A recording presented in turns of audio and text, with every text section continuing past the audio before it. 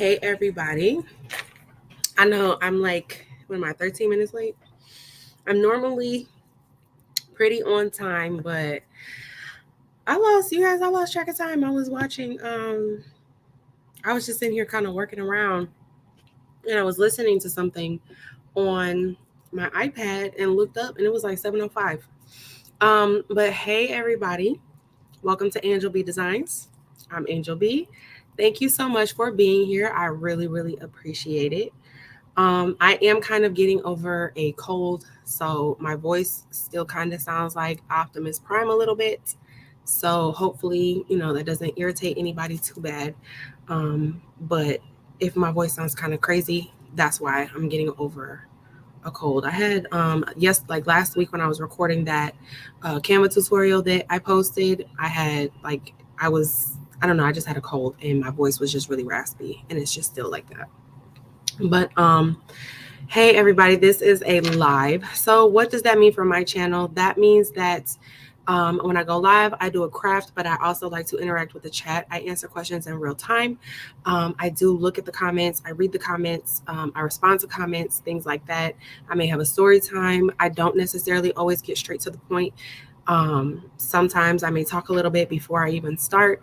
If you are looking for something that is more straight to the point and kind of like a step-by-step tutorial without all of the talking and mingling, please head on over to my channel. I do have some pre-recorded content about Hotfix Rhinestones and blinging, which is what we will be talking about today. I know that I do have a lot of new subscribers that kind of came from my Canva tutorials and they don't necessarily know anything about Hotfix Rhinestones, blinging, none of those things. So I kind of wanted to do a live where I am kind of explaining the process, what it is, where I get everything from, and things like that. Because I know last week when I was blinging, which was an epic fail, there were some people who were saying they had never heard of Eve, they had never heard of Bling Fest, they haven't gotten into rhinestones at all, nothing like that. So this live is going to be strictly for blinging. We're going to be talking about, like I said, I'm going to be telling you the the process. We're going to be talking about how to bling. I'm going to bling two shirts. It's a shirt and a sweatshirt. I'm going to keep the sweatshirt. I will give away the t-shirt. Because I did say, so last week I said that I was going to go live on Tuesday to try to finish the template that I was working on. You guys, when I got home last week, Monday night, my kids were throwing up everywhere. Okay. Monday night, I get home, Levi had thrown up on our couch. And then Tuesday morning, like 6 a.m, Xavier starts throwing up. Levi's still throwing up. I mean, my kids were just throwing up everywhere. So they did not go to school. That's why I couldn't go live. It was just a mess. So that's why I ended up not being able to go live on Tuesday last week to finish the template. But yeah, so today we're going to do two templates. One is one that I made. It's not the other template that I was working on last week. It's a different one. And then the second template is going to be one that I got from Coretta Dangerfield. She's here on YouTube, which was that last week or the week before that she went live. I was in her live and I was kind of watching her. I had to I popped in and I was watching her for maybe about 15 minutes and then I had to leave, but I went back and watched her replay. And it was just so good seeing Coretta, you guys. It really, really was. If you don't know who that is, she is a great follow here on YouTube. You should definitely check out her channel. She does a lot of rhinestones and things like that as well. But her templates are always so beautiful. That she's one of my favorites. I have like top 5 that I always purchase from. It's really always kind of the same people, and Coretta is definitely one of those people that I always get templates from. Her work is very beautiful, but we'll be doing one of her templates today and then one of mine. So this one here that's on my shirt, we'll be doing this template and then one that she made. But I'm gonna go ahead and say hello to everybody because y'all could be anywhere else, but you decided to be here watching me, and I appreciate that. I know I'm late, so I'm probably like super far behind in the chat. I don't know if I'm going to say hello, get to say hello to everybody, but I'm going to try to scroll and say hello to mostly everybody. If you are new to Hotfix Rhinestones and Blinging, you guys let me know. Hey, Carol Coleman. Hey, Paulette. Hey, Nani's Journey. Hey, Smurf Creations. Hey, Mrs. Parker. Hey, Rosetta. Hey, Penny Smith. Hey, Louise. Hey, KH. How are you? Hey, Addie. Hey, Cheryl. Hey, Precious. Hey, Lucille and Rhonda and Donzel.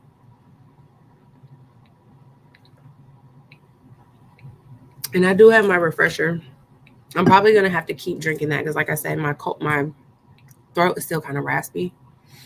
Hey, Carla. Hey, Reg259.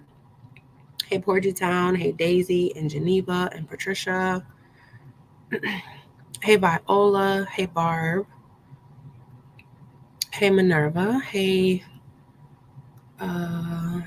Crocheting. Hey, Martha. Hey, Dee Dee.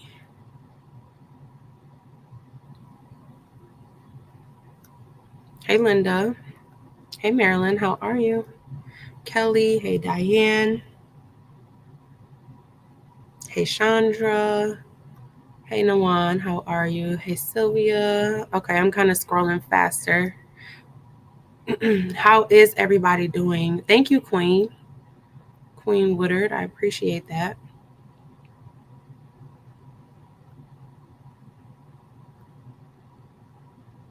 Hey, Patrice Boo. How are you?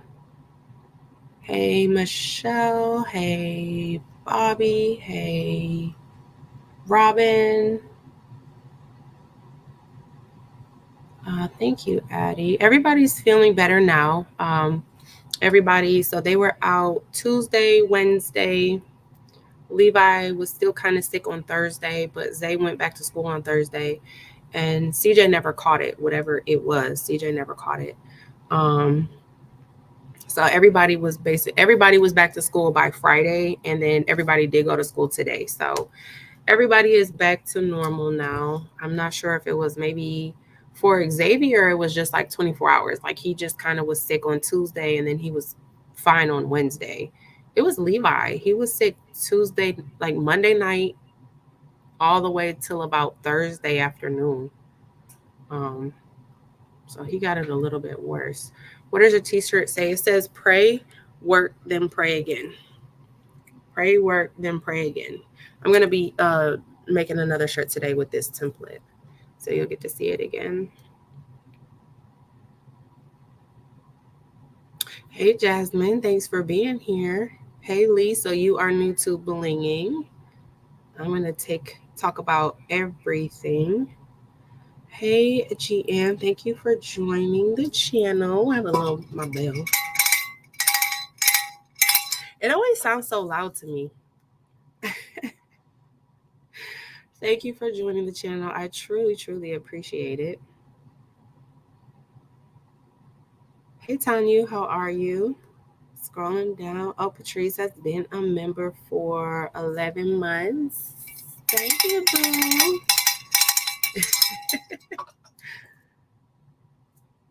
boo. My phone is doing something weird again. Y'all, I hate this phone, actually. I want my old one back. Deborah, I hope your baby is feeling better. Yeah, I heard it was a bug going around. I did hear that. Okay, I think I'm at the bottom now. But hey, everybody, like I said, I really appreciate everybody for being here. Okay, so let's go ahead and just get into it. So what I'm going to be doing today, like I said, for those that are new, I did see in the last couple of lives that I do have a lot of people here that subscribed, new people here that subscribed from Canva tutorials. So with that being said, they're not necessarily familiar with rhinestones and how to do them. So Hotfix rhinestones. These are the Hotfix rhinestones. This is just one color. They come in, I don't even know how many colors. They come in a lot of different colors. They also come in a lot of different sizes. Now, the most popular size is SS10, which is normally what I work with. So these are the SS10 ones. The SS10 is on my shirt. This is just what I work with. I do have some SS6.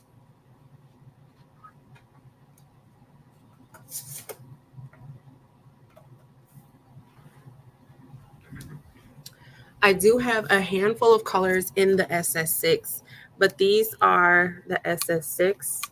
I'm going to try to show you the size difference in the rhinestones. So this is SS10, this is SS6. Hopefully you can see the difference in the size of the stone. This is much smaller. So my personal opinion, I do like SS6 in regards to making the template. Like, to me, templates are easier to make in the SS6 size. They also do bling harder. However, SS10 is easier to work with in regards to the actual stone. So if you are into making templates, or if you ever get into actually making templates, I've made one SS6 template and it was super easy to make because I don't know why. I don't know if it's because the hole is smaller, but actually creating an SS6 template is far easier. But actually, like, brushing it in and working with the actual stone, I would say, my personal opinion, SS10 is easier to work with in that regard. But both are beautiful. Those are the only two sizes I've ever worked with. I know what you get going into sizes bigger than SS10.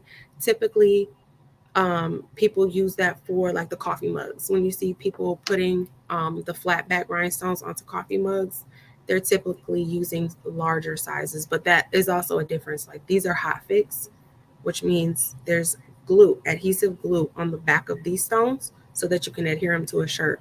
Whereas a flat back, which is what you see people putting on like drinkware, you have to use glue to get that to stick. It doesn't stick by itself.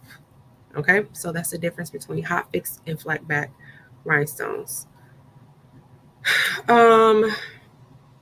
Okay, where do I get my stones from? I get my stones from the baby's booty. Every container of rhinestones you see me, you'll see a duck and you'll see the name, the baby's booty. It's Eve on YouTube, but her YouTube channel is called the baby's booty. I would definitely say go follow her as well. She talks all things rhinestones like all the time. She's the queen. Okay. But that is where I purchased. You guys, I forgot to link everything in the description box. I forgot to link it, but I will. I'm going to link everything. But okay, so what she does and how I purchase my rhinestone, she has a couple of purchase options.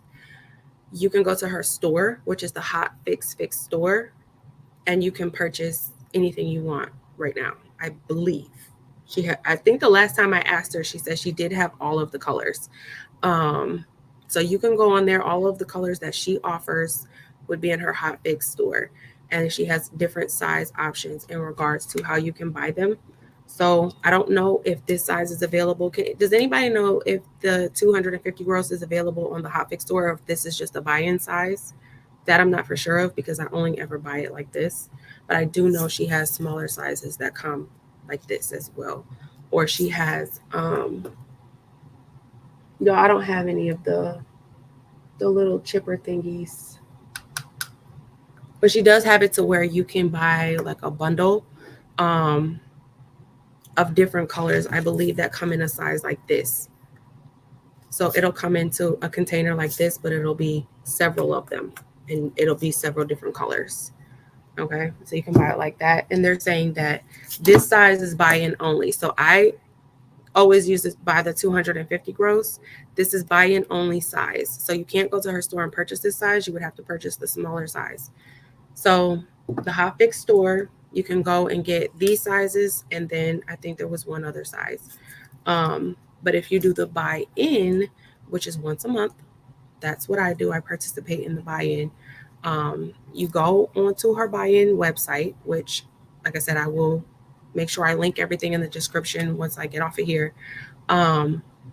Once a month for about 10 days, she leaves the buy-in open. You go in, you select the colors that you want. Let's say you want 5 different colors. You select them all. When you purchase from the buy-in, they're going to come in these containers, 200, which is 250 gross. If anybody needs me to explain what gross is, I'm sorry, I can't. I can't really explain what it is. I just like know what it is. That's why you need to go follow Eve, because sis has explained what a gross is before. But for me, I don't know why I can't retain that piece of information. Okay. But 250 gross describes how many stones are in this container. Okay. That's the best I got for you. I'm sorry.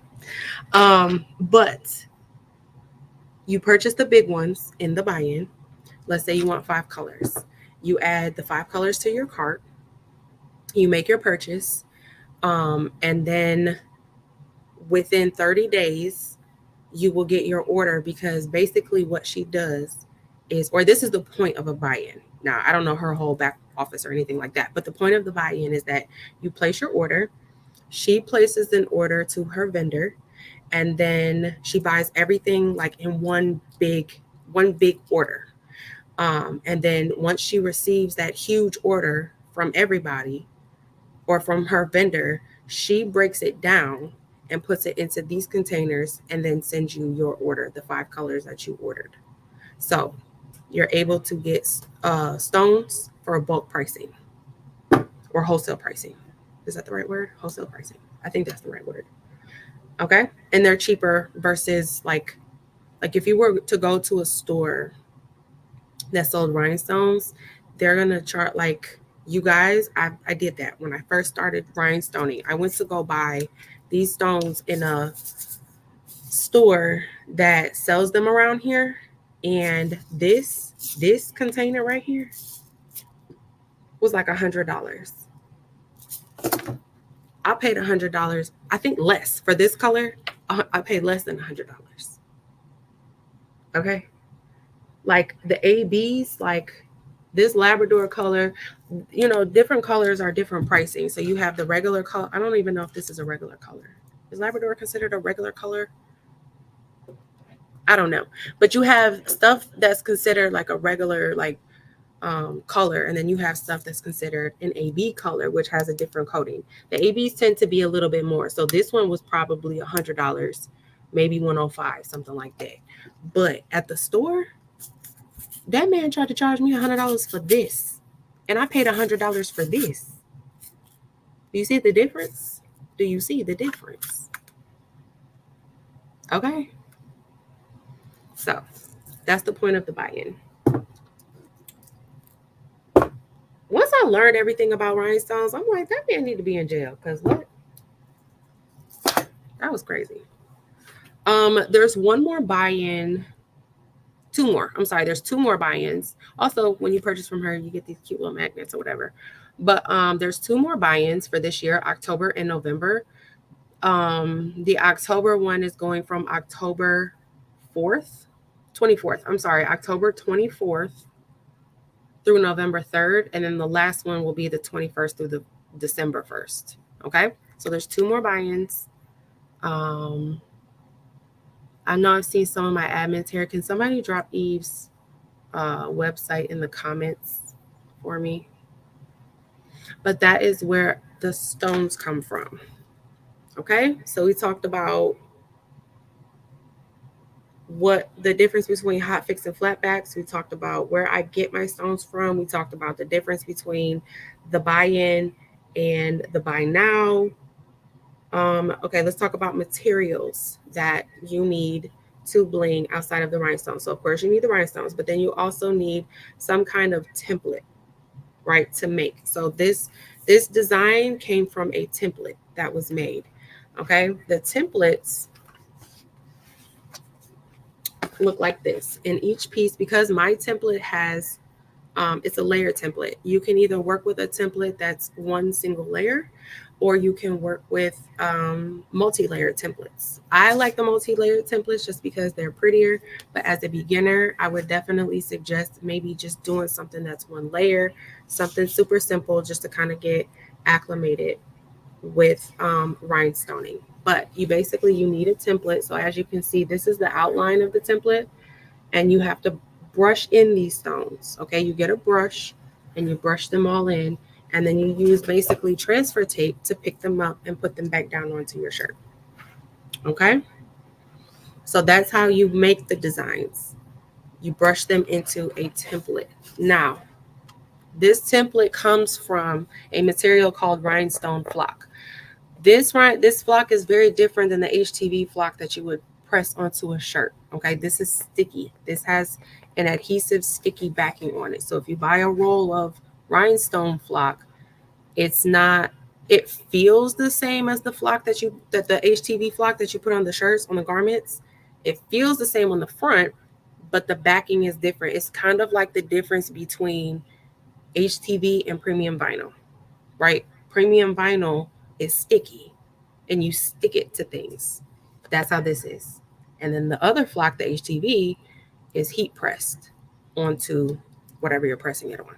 Okay, it's the same concept. Um, I have two different kinds, so I have two templates today. The purple one comes from Eve. The pink one came from Heat Transfer Warehouse.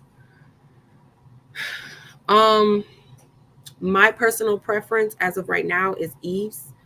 Heat Transfer Warehouse, I don't know if they got a new vendor with their flock, but it's very sticky, it's very tacky, it's very gummy, and it's very hard to work with. Um, I mean, I bought a huge roll of it, so I'm going to use it because I'm not going to waste it. But if you haven't gotten into any of these rhinestoning or anything like that, buyer beware. If you go with this one, you may very well get a tacky, very kind of sticky, gummy roll that is just going to be really, it's like, as a beginner, it's going to frustrate you, because it frustrated me. It frustrated all of us who bling, who are veterans. Okay, people who are veteran blingers were irritated with this flock. So if you're a beginner, I'm telling you, if you get that pink roll and it's sticky, because I don't know if all of the rolls were like that. I haven't bought another one in, I mean, it's been at least a year, because I bought a huge roll, and I also have a huge roll from Eve. I'm telling y'all, I have enough flock. I'm probably going to have the flock put into my casket. That's how much flock I have. Okay, I don't see me ever running out at this point. Y'all can put my flock in my casket with me when I leave up out of here, because that's how long it's about to last me. Okay. Um, but yeah, just buyer beware. Other than that, the pink one is good. Prior to that vendor switch, I didn't have any issues with the pink one, so that was weird. I don't know. With Ease, the purple one, this is also available on her Hotfix store. Um, and I haven't had any tacky, sticky, gummy, nothing with this one. So if you want my recommendation, I say go purple. But you can, it's your money, do what you want. So that's the template. You're also going to need a brush. And there's a couple different brushes that you can work with. I only have two. I only have these two. I saw somebody using some weird looking brush a little while ago. But these are the brushes that you can use to actually brush in your stones. Okay. And I am going to show you how to brush in, because I told you we're going to bling the two shirts. So you'll see me brushing it in. Now, I don't use my SS6 that often. But if I do use it, I'm going this brush. This brush works very, very well with the SS6 stones, because I'm not sure why. I think it's probably because of the way that the hair is. With this brush, which is called an edge brush, I just got this from Amazon. You can walk into Lowe's or Home Depot and buy one of these too, and the heads come off.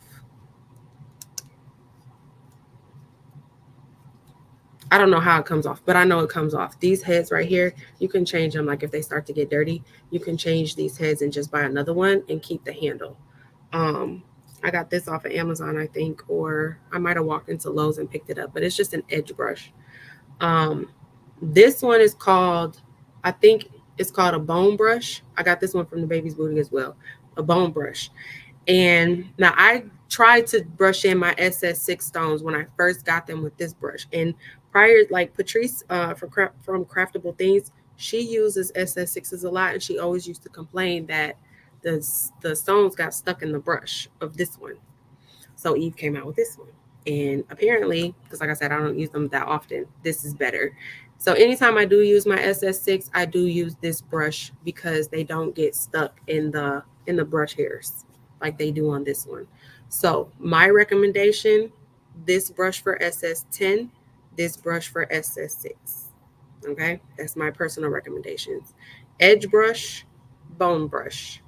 Y'all, I promise I'm going to link everything when I get off of here. I promise I will. But edge brush, bone brush, SS10, SS6. That's what I use these two for.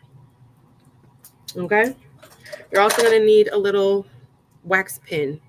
I have 100 of these. I swear I do. Okay. I have so many of these little wax pens. But you're going to need a wax pen.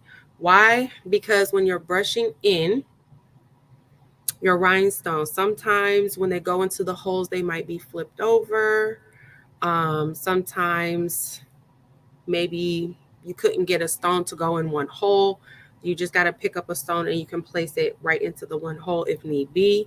Sometimes when you are brushing, or not brushing, sometimes when you are pressing your rhinestones onto your shirt, you might get one that flips over. Or if you're reusing your KTM mask, because you can reuse it multiple times. If you're reusing your KTM mask, maybe, and it's not as sticky, you may lose a stone here or there. You can, and instead of like trying to rebrush in the whole template, all you got to do, use your little picker tool, pick up one stone, place it where you need it. Okay, so this just kind of helps you when you need to place a few stones here or there. Okay, you guys, I'm sorry I'm not looking at the comments, but I know, hey Eve, I don't know if I said hey, but I know my admin is in there. I'm seeing blue, blue, blue, blue, blue, so I'm assuming they're answering questions for me. I love y'all.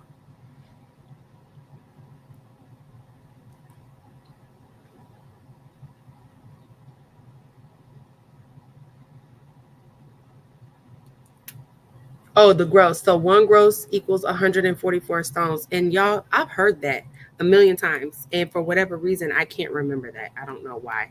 But so when I said that when I said that there's 250 gross in here, that means for every one gross, you get 144 stones. So correct me if I'm wrong on the math. It would be 144 times 250. That's how many stones you get? That's a lot.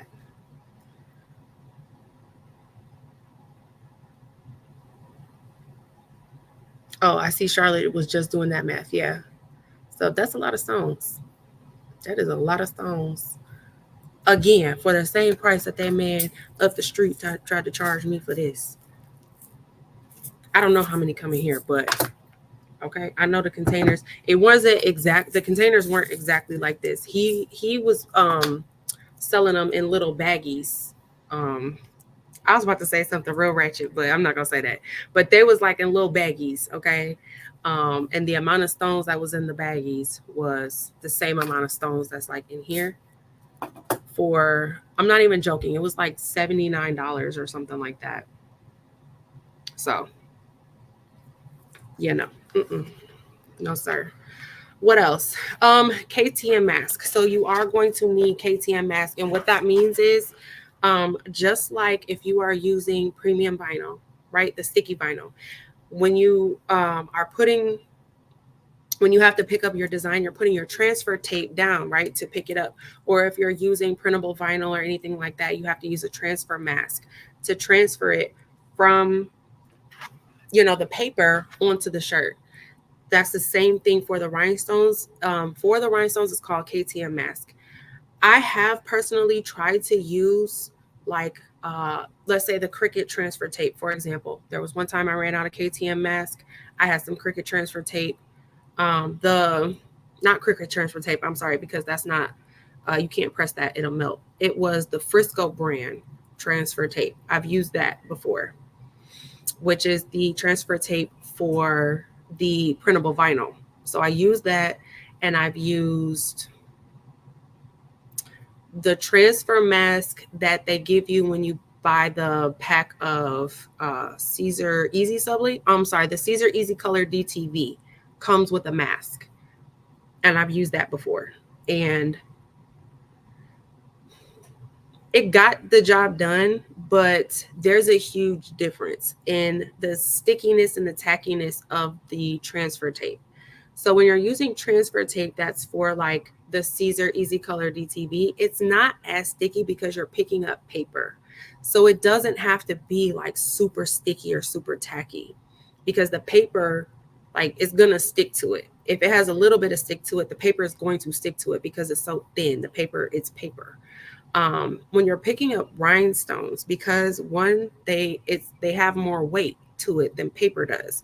Like when I brush this in, this template right here, this outline, because rhinestones are heavier, this outline is probably going to weigh more than if I were to print this on printable vinyl. Whatever paper I'm trying to pick up, it's going to weigh less. It's going to be lighter.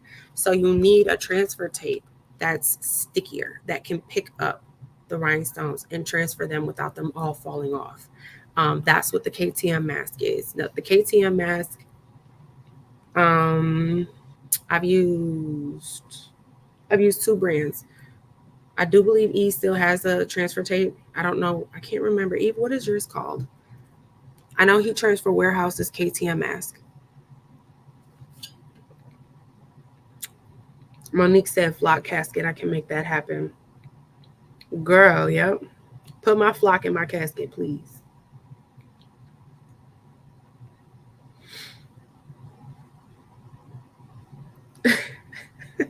Pocket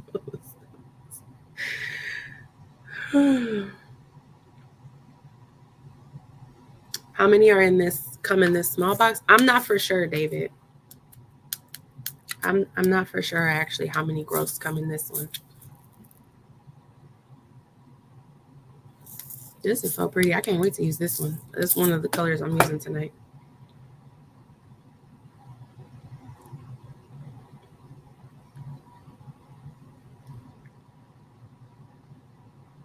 Oh my gosh, you dropped a whole 250 gross of Beauty Berry. I dropped Orem. I dropped one of these. Now, I'm about to knock on wood, okay? I'm about to knock on wood because I've only dropped one of these smaller containers. I've only ever dropped one of these small containers. I've never dropped my 250 gross container. I've only ever dropped one of these small ones, and it was the Orem AB that I dropped. Did I pick them up? I sure did. I sure did pick up all of them. I sure did. But like I said, I'm gonna knock on wood because I've never dropped my 250 gross boxes before. I would be heartbroken if I did.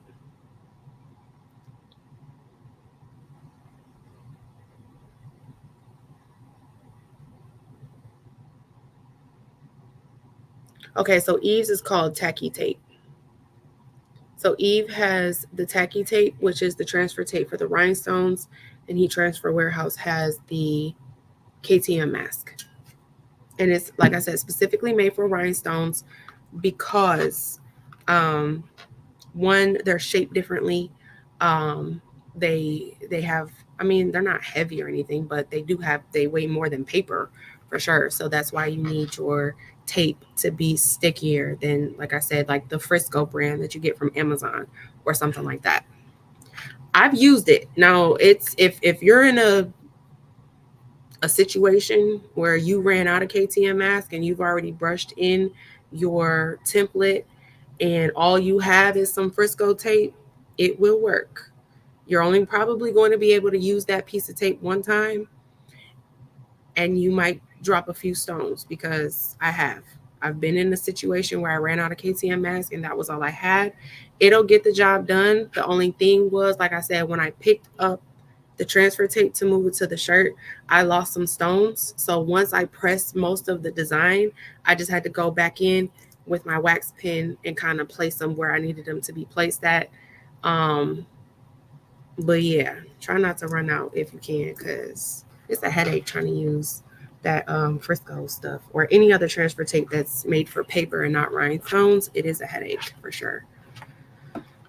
Okay, so I talked about templates, I talked about rhinestones, I talked about the mask. the wax pen, the brushes. Is there anything I missed? I should have wrote this down. Y'all, I say that every single week. I should write stuff down, and I don't. Did I miss anything? Press settings. Press settings. These are the only rhinestones I use. These are the only rhinestones. No, I'm lying. I use Amazon stones in the the very first time I ever blinged ever, and like the second time I ever blinged ever, I used some rhinestones from Amazon.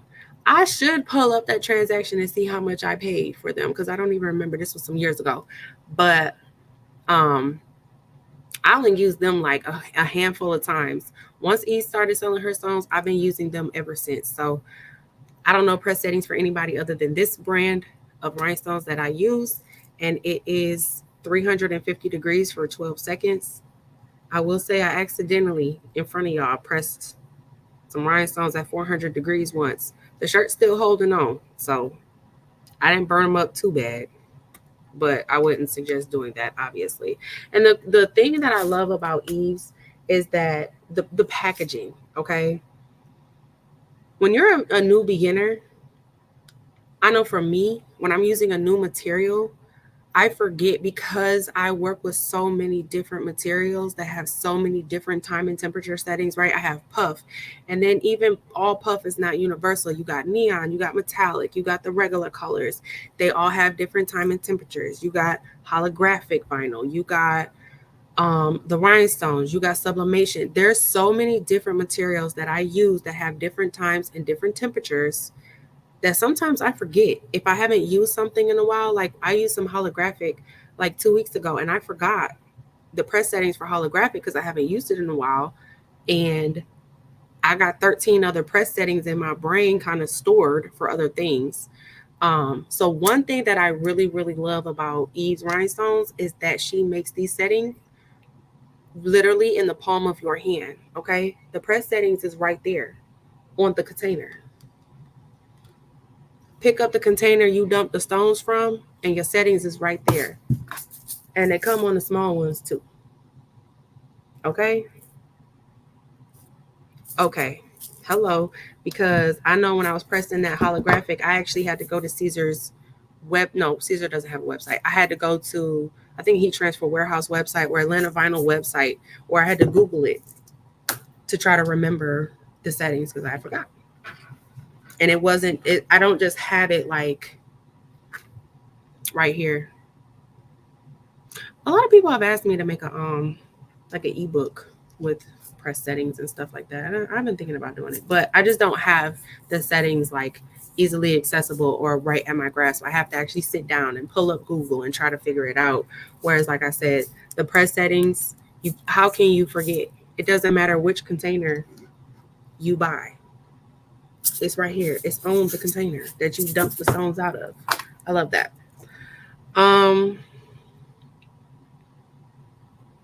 What else?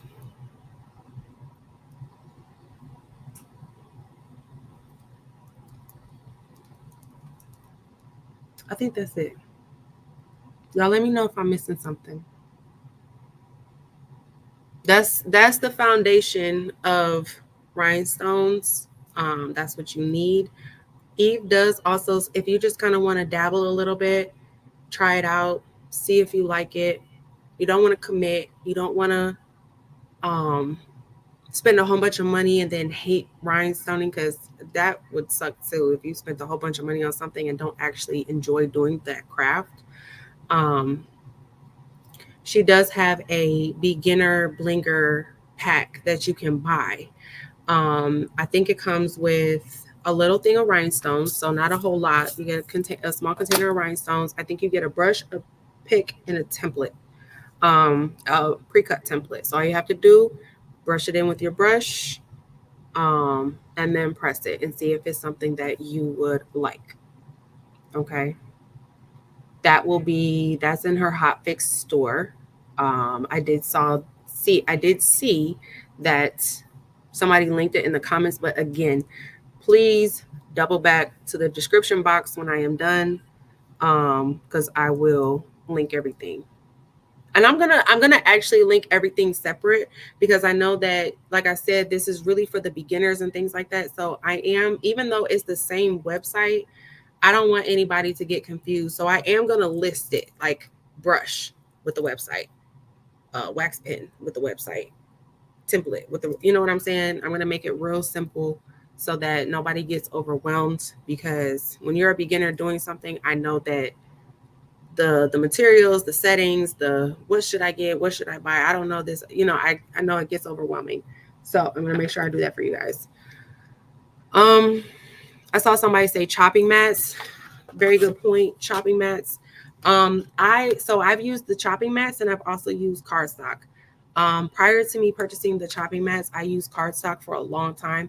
What I did was I would buy the 12 by 12. Well, I didn't buy it.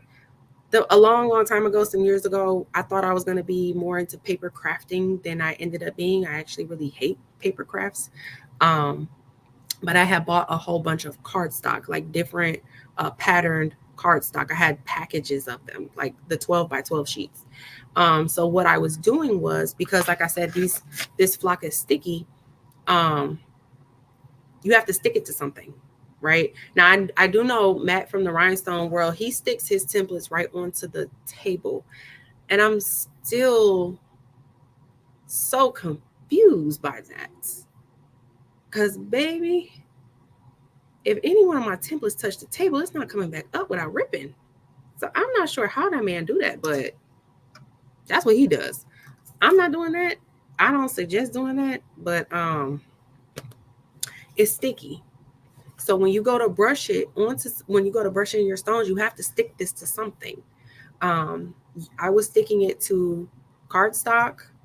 That works. It makes it stiff so that it's easy to brush on. Or you can use the chopping mats. I do like these chopping mats better, just because you can use front and back. Um, I tend to, like, I don't go through as many chopping mats as I was going through cardstock. Also, I think Dollar Tree has some of these. I get mine from Amazon. I buy them. Like, I think Amazon has it to where you can buy 20, like a 20 pack or something like that.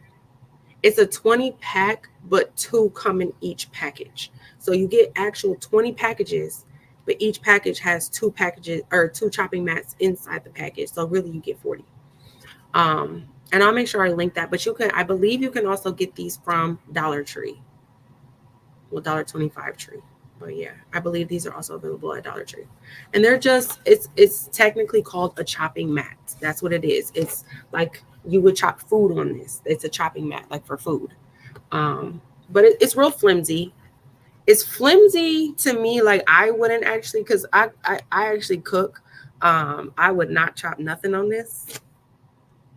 Uh, I think this is too flimsy to chop food on. I don't know. Like I said, I do actually cook, and I have quite a few cutting boards. So this to me is confusing, but I mean, it works for rhinestones. So, but yeah, that's how I do it. How I store mine, to be honest, they go in that drawer down there, that bottom drawer right here. If you pull it out, there's at least about 100 templates in there. That's how I store mine. I don't know if there's like a specific way that you're supposed to store them. I don't think there is, or maybe somebody let me know, because that drawer right there is my template drawer. If, like I said, there's at least any template I've ever made since I started blinging on the cardstock on the chopping mat is in that drawer. That's my template drawer. That's where I store mine at. I don't have any um, special way I store them. Nothing like that. I did used to have a binder. I was putting them in a binder, but I got so many templates now, they won't fit. So I ended up just dedicating a whole that bottom drawer right there. I dedicated that entire drawer to it. The only thing that's in that drawer is templates. So yeah, nothing special. I know I seen one lady, she has like those big containers.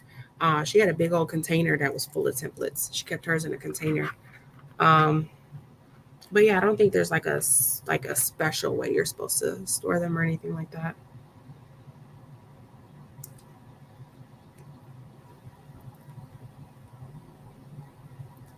Matt usually using smaller templates. Okay, so is that how he's able to get it off the table when he sticks it to the table? Cause he also be peeling it off fast, and I just be like, I'm sorry, my template would rip. Like I don't get how he does that.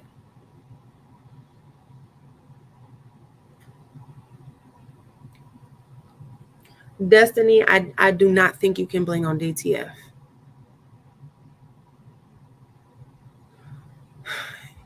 You okay?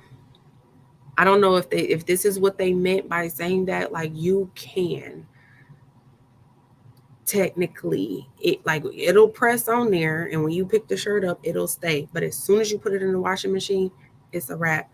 Your washer will be full of stones. They're gonna come off. Um, so I mean, if you're just doing it for like one day, like it's a party, okay. I would not waste my time, materials in doing that at all. You will not get more than a 90-minute wear if you do that. Same, I think HTV is the same way. I think I heard Eve say that, and I never even tried it because I didn't want to waste my materials. Um, I would suggest if you're going to try to layer rhinestones with any other material, it would be HTV, but you don't layer it on top of. So in order to be able to mesh the two together, you would have to do the knockout method with your SVG file that you're using for your HTV. You would have to use the knockout method so that you can ensure that your rhinestones were still actually touching your garment and were not layered on top of whatever that material is that you're um, using it with. So if you want to do like a glitter, let's say like this word pray, you want the word pray to be in glitter vinyl, but you want the outline to be in rhinestones. I don't know if you guys can see, but my outline isn't actually touching the word. So you could do it that way. You could do like a bling outline around the HTV, but you cannot layer the rhinestones on top of the HTV. So again, if you're trying to mesh them together and like intertwine the rhinestones with the HTV, you're going to have to do the knockout method with your HTV to make sure that those rhinestones are touching the garment of the shirt and not the actual HTV. Y'all, I swear, I know I sound like Bumblebee, okay? Or Optimus Prime from Transformers.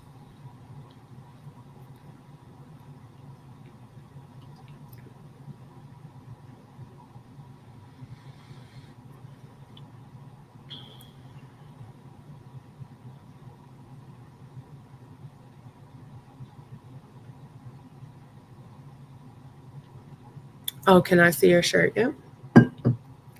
So this is kind of like a dark green shirt.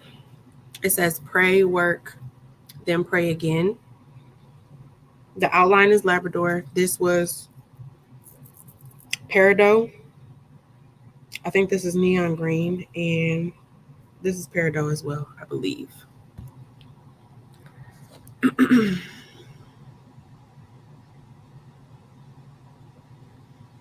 All right, I am about to get into actually brushing in these stones.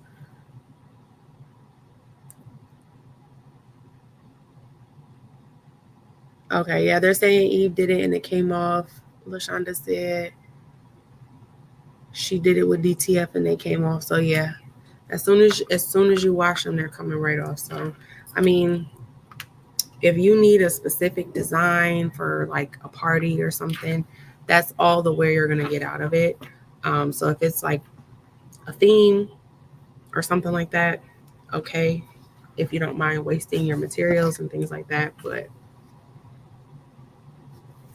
they will come off, just forewarning. Okay, we are gonna get into brushing these stones now. So the first template is the pray work then pray again, which is the template that's on my shirt now. I'm gonna make another one. This is the one that I'm going to give away. The stones, the colors I'm using today, you guys, this royal sapphire is so pretty, so I wanted to use it. I'm gonna order this in the next buy-in coming up. So I'm going to use Royal Sapphire, and I'm going to use Violet Ice, and I'm going to use Labrador on the outline. Let me put this down so you guys can see. I'm going to brush in my outline first. One of these days, I'm going to get a phone or something to put up for y'all so you can still see my face and stuff, but not today. So this is going to be my outline, and I'm going to do this in Labrador, but let me see if I can show you guys the stones.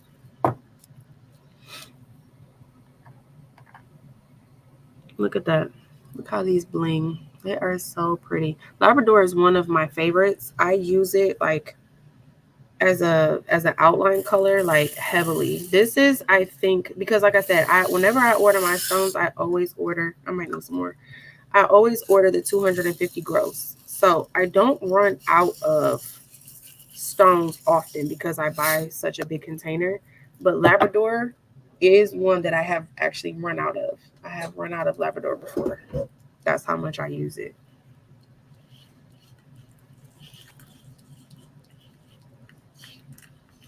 So when I'm brushing in the stones, and you know, everybody brushes in a little bit differently, but I do think that the universal is kind of brushing in a circular motion. Depending on if I'm you know, how I'm trying to get the stones off the template, I'm either brushing circular and down like this, like I'm brushing in the circle, but I'm also moving the brush down as I'm doing it. Or if I want my stones to go that way, I'll brush it in a circle and move my stones off the template that way.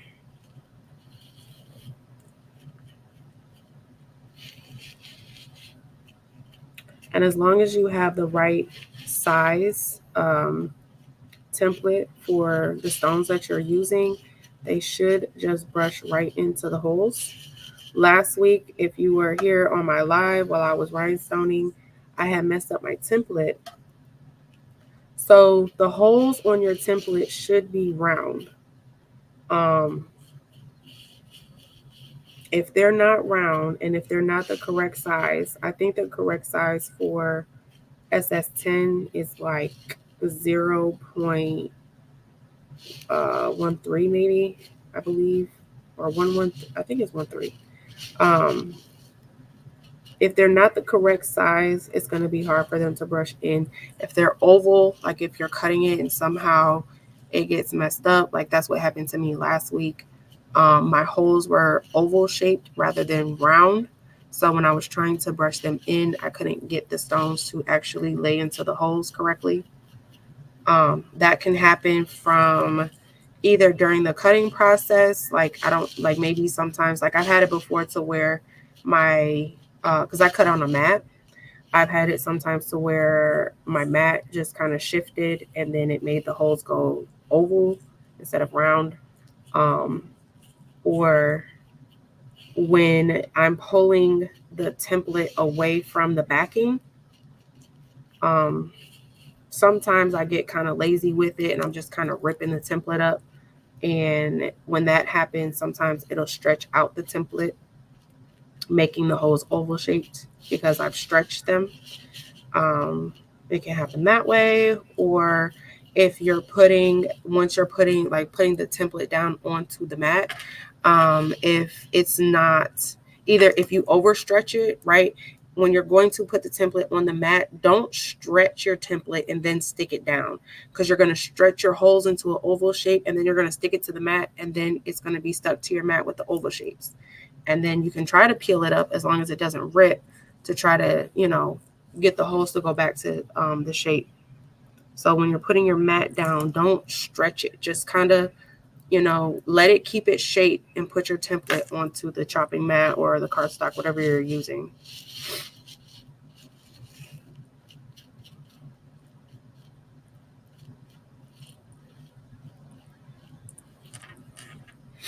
Hey, everybody. Thank you, Smurf Creations. But what is everybody working on? And if you're a beginner here, you know, did I kind of answer all the questions that you guys may have had? I am going to do a updated pre-recorded video as well one of these days.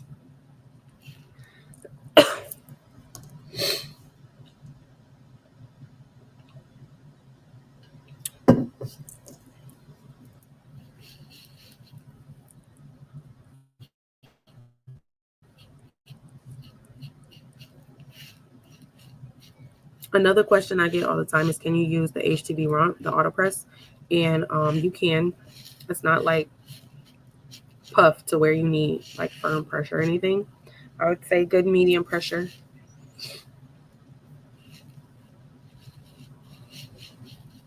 The HTV rump auto press has worked just fine with my templates for what, 2 years? How long have I've had that press for a while.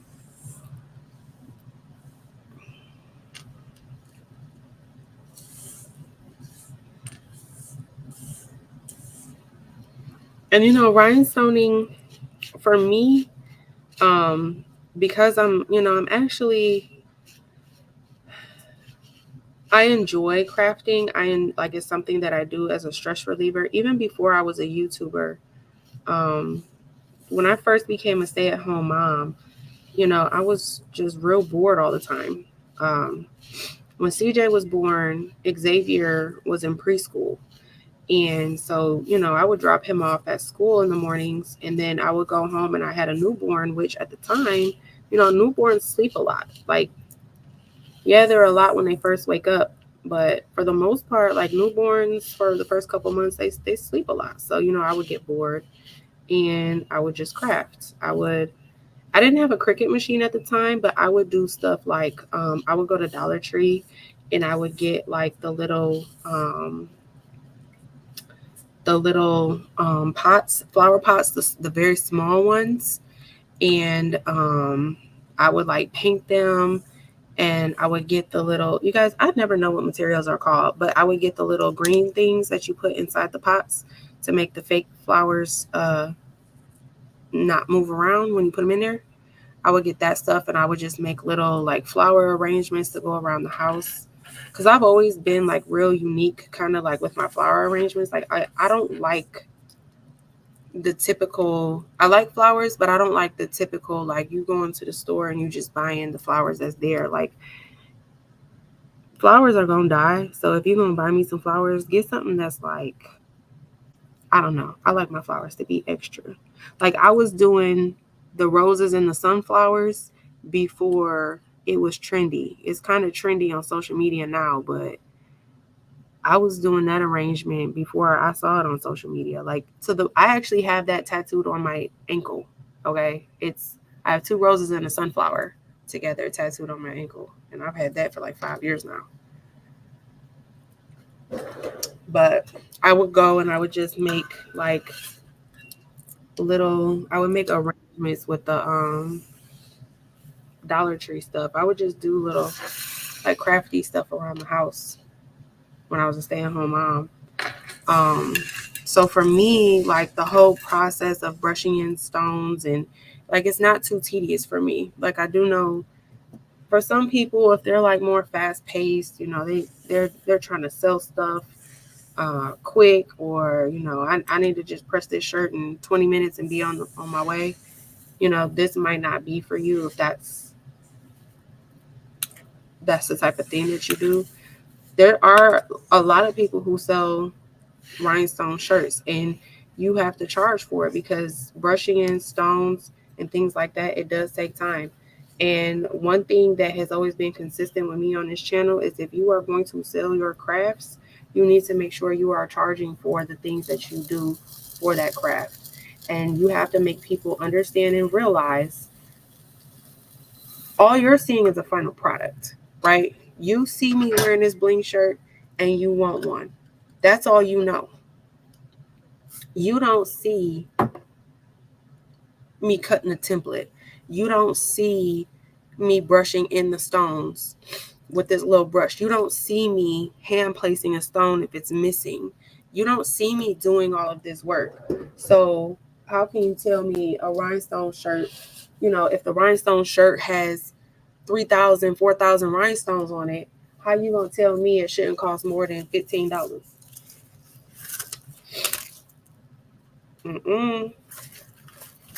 Price your stuff according to, how much. No, that's too small.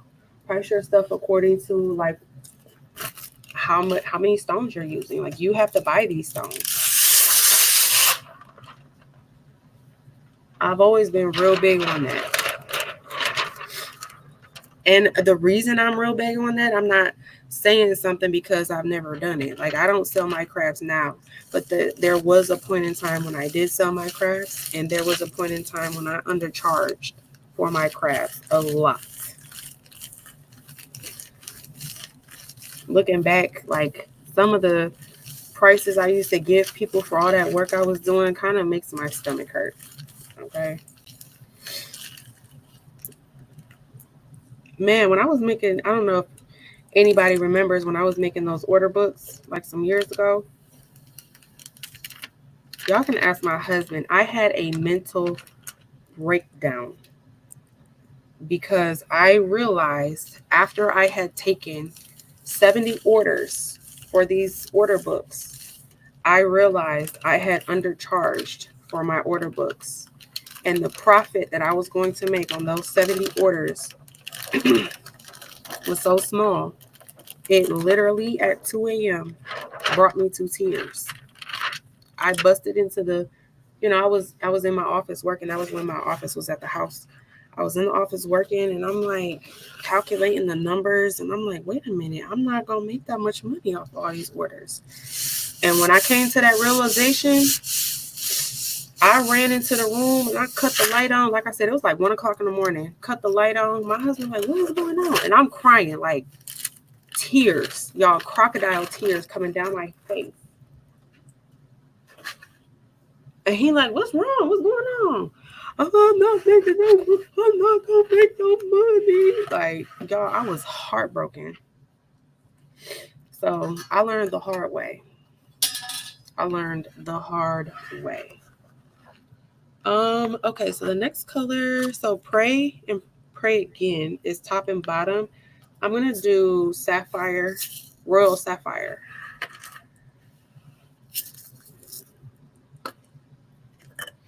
This color, this was the one I wanted to use. It's so pretty. So pretty. It's got like, so the sapphire, like the normal sapphire color, if you just purchased a sapphire, it's a blue color. So it does have blue, but it's also got shades of, like, depending on how you look at it, purple, pink. It's got a whole bunch of different shades in here. It's so pretty. Y'all, these kinds of colors, these are my favorite colors. This, like the Violet Ice, the Violet Volcano. I had to step away from Violet Volcano. It got to a point where I wasn't really using nothing else. That's one of my favorites. I think it's the Rose AB is one of my favorites. AB is just period.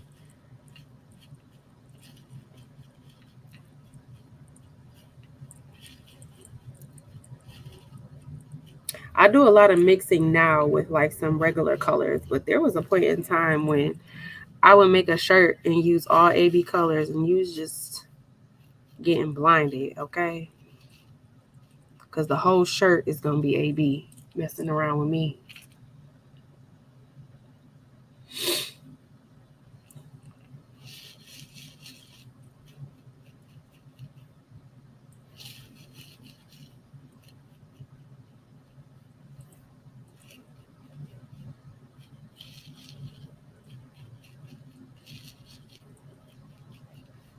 Yes, Debbie, I love this color too. It's such a pretty color. And this is going on a black shirt, so it's going to pop for sure. I gotta write this down so I can order this in the next buy-in. You guys, I have a serious problem with double ordering colors. I think I have done this like 2 or 3 times now, where I've ordered a color that I already had. Like, I have 2 coffees. I have, and this is in the 250 gross. I have 2 coffees. I have 2 Black Diamond ABs. And I think I'm about to have 2 strawberries.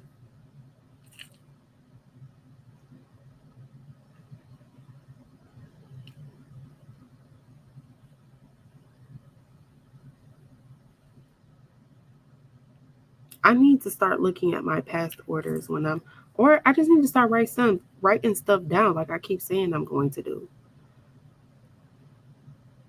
But I definitely, at bare minimum, need to look at my past orders before, or just look at my shelf before I place an order. Like, do I already have that?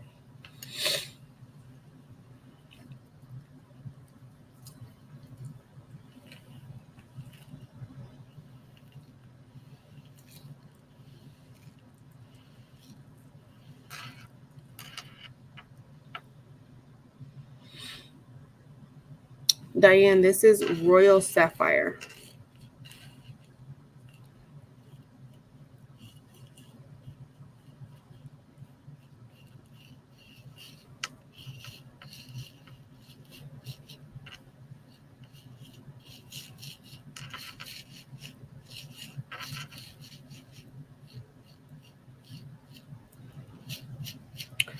Yeah, so let me tell you about.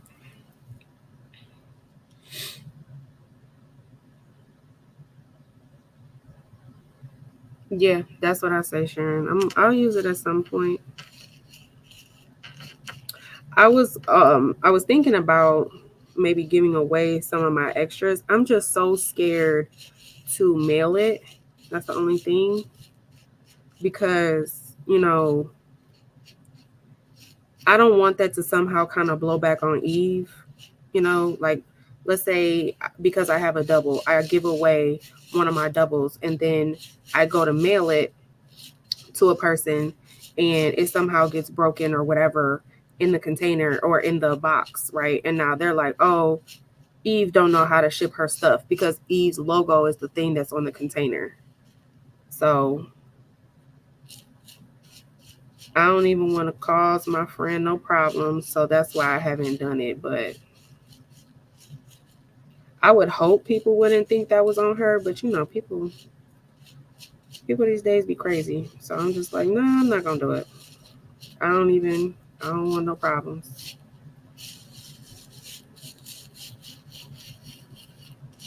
I'll figure out how to use them one way or another. But I'm not about to do that.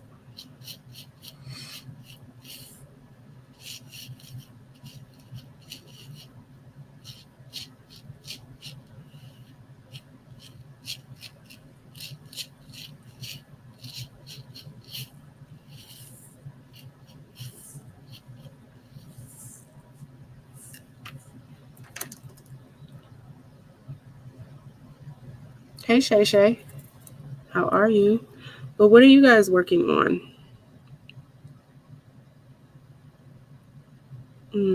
That stone is weird.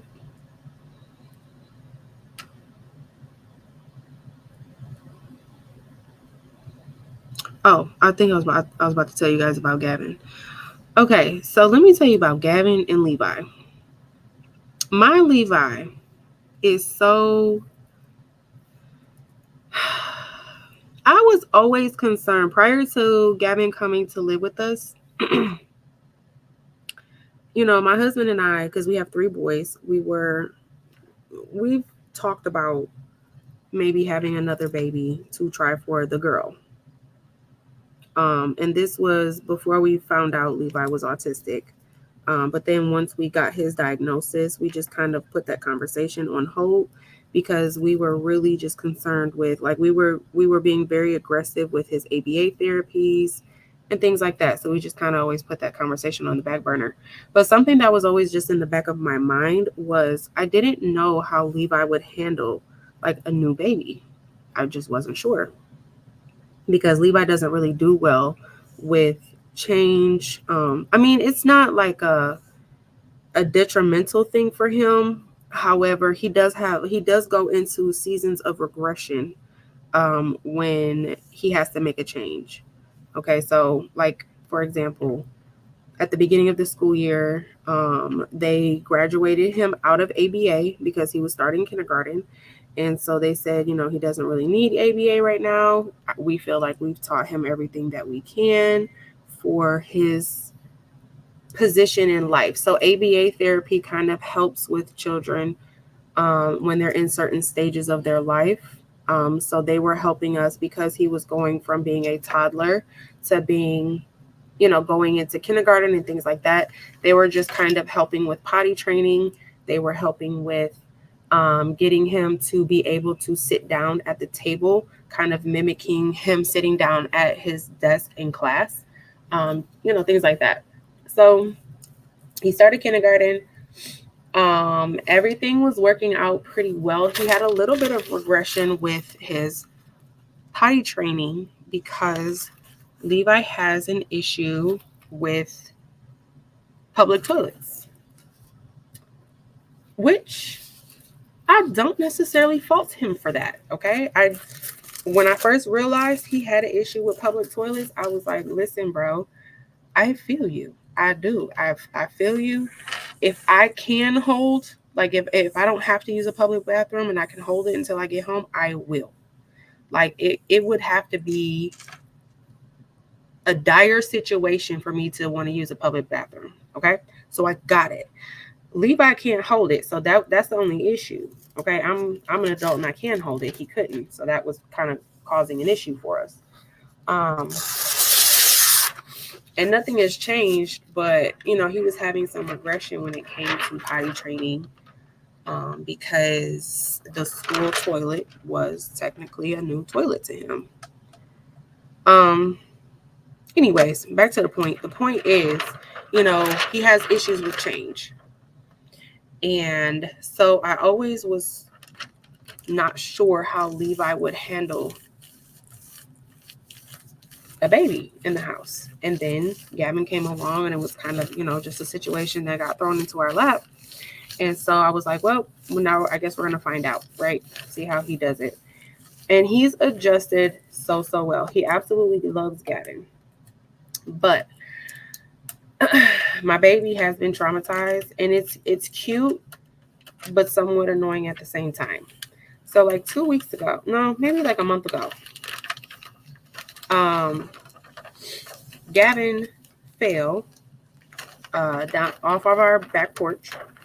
Our back porch has a couple of stairs. He fell off the back porch. He scraped his nose up pretty good. He had a knot on his forehead. And Levi saw it. Levi saw him fall. And he saw, you know, the scrape on his nose. He saw the knot on his forehead. And ever since then, Levi does not want Gavin to walk around anywhere. Okay? When you go into my house, in order to go down into the living room, there's like one little step that you have to, like a little small step that you have to go down to get into the living room. But you can just walk down the hallway to where the bedrooms are and bypass the step. Well, Gavin will come out of his room and kind of just be walking down the hallway, walking past the stair, and Levi will have a full-blown meltdown, screaming that he's going to fall. He does not want him to go anywhere near that one step that goes into the living room. If he goes towards the kitchen, the basement stairs are, if you walk through the kitchen and through the laundry room, is the basement stairs. When he starts to walk in the direction of the kitchen, again, full-blown meltdown. He does not want him in the kitchen because if you just take a couple more steps, then you're by the basement stairs, and he don't want him by the basement stairs. He doesn't want him walking freely around the house, period. He wants him in his room because there's a baby gate in his doorway. So you can put him in his room and then close the baby gate, and then he'll be locked inside of his room. He wants him in his room with the baby gate closed, or he wants him locked inside of his playpen. And if he's like walking freely anywhere else other than those two areas, my child has a full-blown meltdown. This is Violet Ice. These are so pretty too. But yeah, if Gavin is walking anywhere else like freely other than his bedroom or inside the playpen, Levi's having a full-blown meltdown. And it's so cute, right? It's so cute. He's trying to protect him. He doesn't want him to fall again. But I mean, he's also, I think, like really traumatized because it's not even like a playful. It is like a serious meltdown. And because it's not even, at first I thought it was kind of like a playful thing. He was like, no Gavin, no Gavin, no Gavin. But now it's gotten to the point where he will like cry. He will go into like a full-blown panicky cry and will like beg you to pick him up, or he'll say put him in his box, or he'll say put him in his room, please put him in his room, please put him in his room. Like he goes into a serious panic. And I'm like, how do I get him over this? I don't know how to get him over this because it's kind of getting a little out of hand. Like I said, it's cute because he's trying to protect him, but my poor baby. My poor baby is like really traumatized.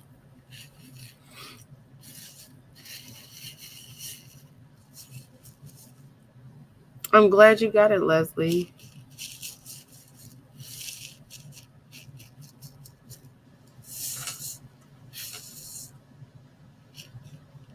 Oh my gosh, Leslie, that just reminded me. When I put your shirt in the mailbox, there's a mailbox right around the corner from my house that I just kind of dropped the package in. And Levi was with me when I put the package in the mailbox, and he watched me. He watched me put it in the mailbox, and then he watched me close the thing. And then I went to get back in the car, and again, he had another meltdown. He was like he was so confused. He was like, where is your package at? And he wanted me to go back to the mailbox to get the package back from the mailbox. Because he was like, what? Like, why would you put your things? Because I think I mailed 2 shirts at the same time. And I put them both in there. And he was like so confused. Like, why would you put your things in this mailbox and then like leave it? He did not get it. He was like, mommy, go get your bag back. What are you doing?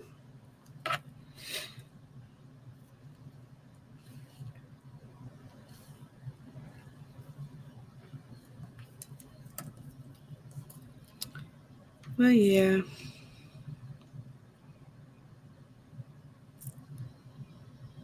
I think I've asked y'all like at least 3 times now. What are y'all working on?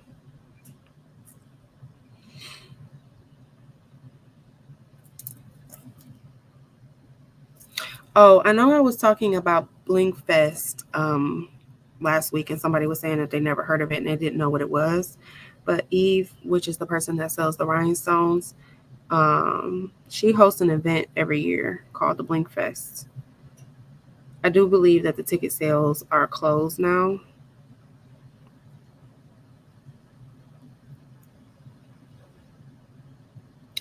Last year it was in Charlotte. This year, it was in Charlotte, and yeah, it's like a 2-day event. So Friday is a dinner, like a kind of more formal, nicer dinner. And then Saturday is the actual Bling Fest event. And basically we just all get together. We have dinner on Friday.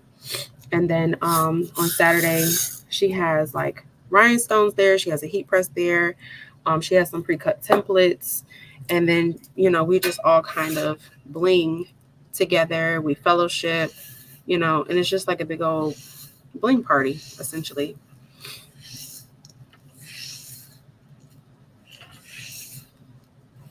It's definitely I enjoyed it last year. Last year a lot. My husband came with me last year. He won't be coming this year because we got Gavin this year, and it's just a little harder for both of us to travel together. ever since we got them. So this year it'll just be me. But it is definitely a fun event. Y'all should really look out for next year's Bling Fest. Okay, let me pick this up, and then this template will be done, and then we'll brush in the second one, and then we will get to pressing. I need a smaller strip. I don't think I have one. All right, I gotta grab some more KTM mask.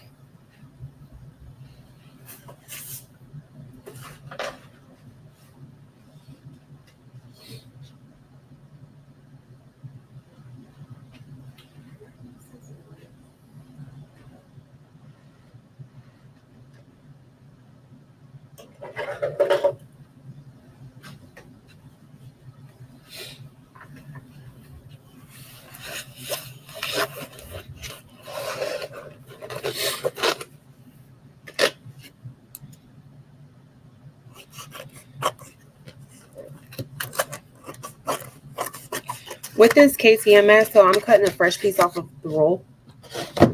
And I had some people comment on my live and ask me why was I sticking it to my shirt before I put it onto the rhinestones. And when it comes to this fresh KTM mask, it's very, very sticky. And sometimes what happens is when it first comes off of the backing and it's fresh, it's brand new, it tends to sometimes get a little staticky. So what has happened to me and, some other people is when we go to put it down when it's brand new, fresh like this, prior to getting it all the way down, because it has a little bit of static to it, some of the stones will kind of like jump off of the template and kind of stick to the mask because it just like pulled, like the tape just kind of pulled the rhinestones up before you're able to get it down, and then it just messes up the template. So what I do is when it's a brand new fresh piece of tape for the first time, I just kind of stick it to my shirt just to kind of get rid of just a little bit of that stickiness, so that when I go to put it down, or not stickiness, the staticiness of it, when I go to put it down, my rhinestones aren't jumping off the template. That's why I do that.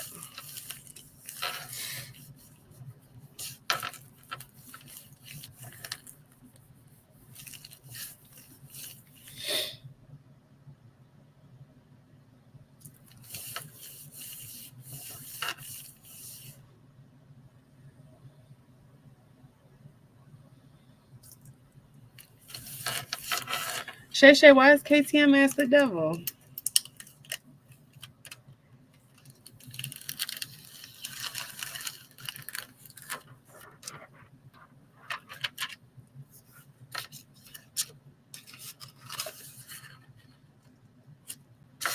And you can reuse these pieces as well. The first two pieces that I used, those were used pieces. This one was a brand new piece of tape because I didn't have one that was the size of just this one word. Like this is a used piece of tape that I'm about to use for the other template, but you see it's a bigger piece.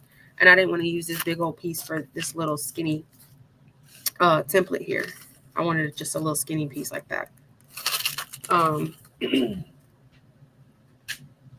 But yeah, you can use this tape. You can use it a couple times before you have to throw it away.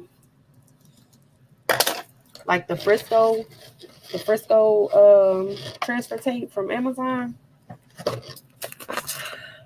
I like it. It's good for, like I said, some like if you just need to use it for printable vinyl or something like that, it's okay. It's not the best. It gets the job done, and it's gonna stress you out a little bit before it does the job.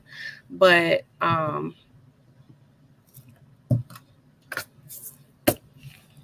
what was my point? I had a point to bringing that up. Now I don't remember. I don't even remember what my point was. But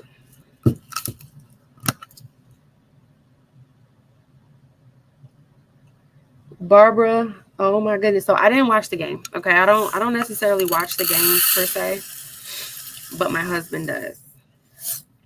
And when we, because I know we were losing, and then we was up, we ended up getting up by 2.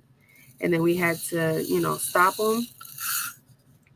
Girl, when we scored that 2 points, he started watching the rest of the game standing up. Oh, that's my son trying to FaceTime me.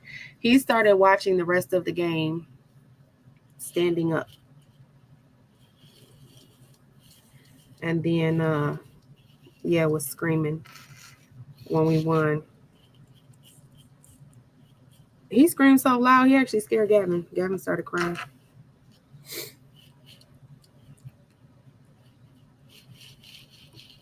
My husband is good for screaming during a game. You guys, I have a story. Okay, so my husband one time, this was, I don't know if it was last year or maybe 2 years ago, but he was watching a basketball game. I don't even remember who was playing. I just know that something happened in the game where it was like a buzzer move or a buzzer, like a move or a point that was scored right when the buzzer hit. And then they ended up having to look at the replay to figure out the call or something like that, right? I guess, and he said it was like one of the craziest calls he's ever seen in his life. Like that's how, I guess, how serious it was. The problem was when this happened, this was the game, the end of the game. And basketball games, sometimes, they go into like 11:30 at night. And y'all, I be sleep by like 10. Okay. Eyelids is getting heavy around 9:30. So by 11:30, when he was up watching that game, me and all the kids had been asleep. He was up by himself. So all I know is I hear he in the living room, I'm in the bedroom sleeping, and I hear and get woken up like straight up out of my sleep to this man screaming, "Oh my God." And he screamed it. Again, this was 11:30 at night.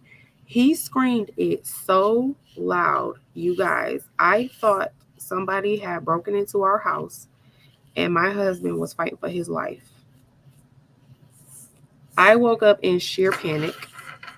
I don't think I've actually ever been that scared in my entire life. Like I was basically hyperventilating. Once I realized what happened, because my adrenaline had shot up so high so fast that by the time I realized what was actually happening and there was no actual threat, the adrenaline crash, like I have never I couldn't breathe. I was like hyperventilating. That man almost sent me into a stroke. Like I actually started crying. I was shaking so bad. And he was like, "I'm sorry. I'm so sorry." Like I ran out into the living room with a bat, ready to fight. I didn't talk to him for like 2 days after that. And when I ran out with the bat, he was looking at me like, "What, girl, what are you doing?" I'm like, "Sir, what are you doing? I thought you was out here fighting for your life." He was like, "No, look at this game." Sir, the game? Excuse me? A basketball game had you screaming like that at 11:30 at night when your wife and children are sleeping? Have you lost your mind? I was ready to go to war for you. And you talking about some doggone basketball? Child, I did not talk to that man for 2 days. I couldn't breathe for like 30 minutes. I could not breathe. Okay. I was so doggone scared. To this day, I have never been that terrified. Cause you guys, if y'all ever met my husband, he's quiet. He's very quiet. He's very soft spoken. He's very mellow, mellow tempered. Like, he's not that kind of person. Like he doesn't talk loud. He doesn't yell. He doesn't do any of those things. So to be woken up out my sleep to hear my husband screaming, "Oh my God," what else would I have thought you was out here doing other than fighting for your life. Where are my scissors? He was just like, oh, I'm sorry. It's a good game. You should come look at this. I'm like, sir, I'm about to put you out. What do you mean? Come look at this. You're about to leave.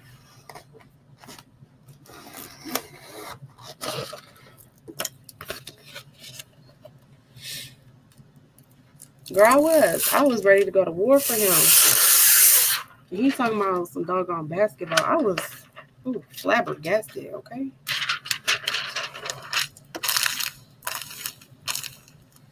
This color, I forgot to show you guys, is Orm Dorado. This is the gold version of Labrador to me. And I always use it for outlines as well. This template is going on like a tan colored sweatshirt. So I kind of went with neutral colors with this one. That's why I'm using the Orm Dorado for the outline. But this is, like I said, this is like the gold version of Labrador. When I think of Orm Dorado and I think of Labrador, I think of it as like earrings, like accessory. I always wear like whatever color I'm wearing, right? If I'm wearing neutrals, browns, tans, things like that, I'm going to go with a gold colored earring or something like that. That's how I kind of, and vice versa with silver. You know, if I'm wearing a silver color, I'm going to accessorize with silver earrings. And that's how I kind of think of Orm Dorado and Labrador. I always put them on the outlines, and I think of those colors as like accessories to my design, which is why I always put them on the outline. Like, these are the earring colors. For me, anyway, in my opinion, as Delonda would say. Y'all, these stones trying to turn up on me. Do not turn up on me. Do not turn up on me.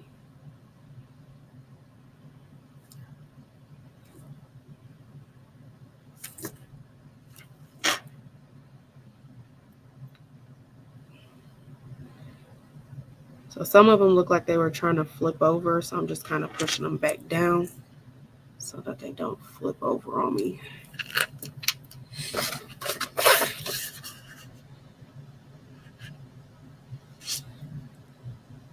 That was not right, but okay.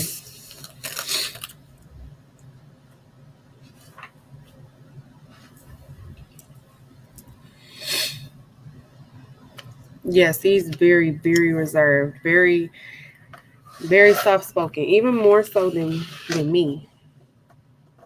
I wouldn't say I'm soft-spoken. When I talk, like, my voice kind of carries a little bit, but I just don't talk often. But when I do feel like my voice can carry. He's very soft-spoken, so when he talks, it's almost like it's still very soft. Okay, what I'm doing. I'm gonna do, so this is kind of like a ombre design. This is the bottom and this is the top. I know I got them flipped on my template. So for the bottom, I'm going to go, I think I'm gonna go with Topaz AB on the bottom. So this is Topaz AB.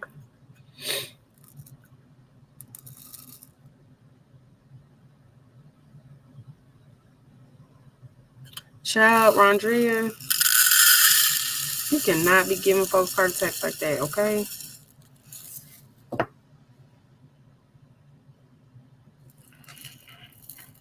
Oh, let me show y'all. This is Topaz AB. This is it kind of has like a brown undertone to it. So AB, remember I was telling you guys in the beginning that you got like things that are considered like the regular colors, and then a lot of the colors have an AB version. Do I have Topaz?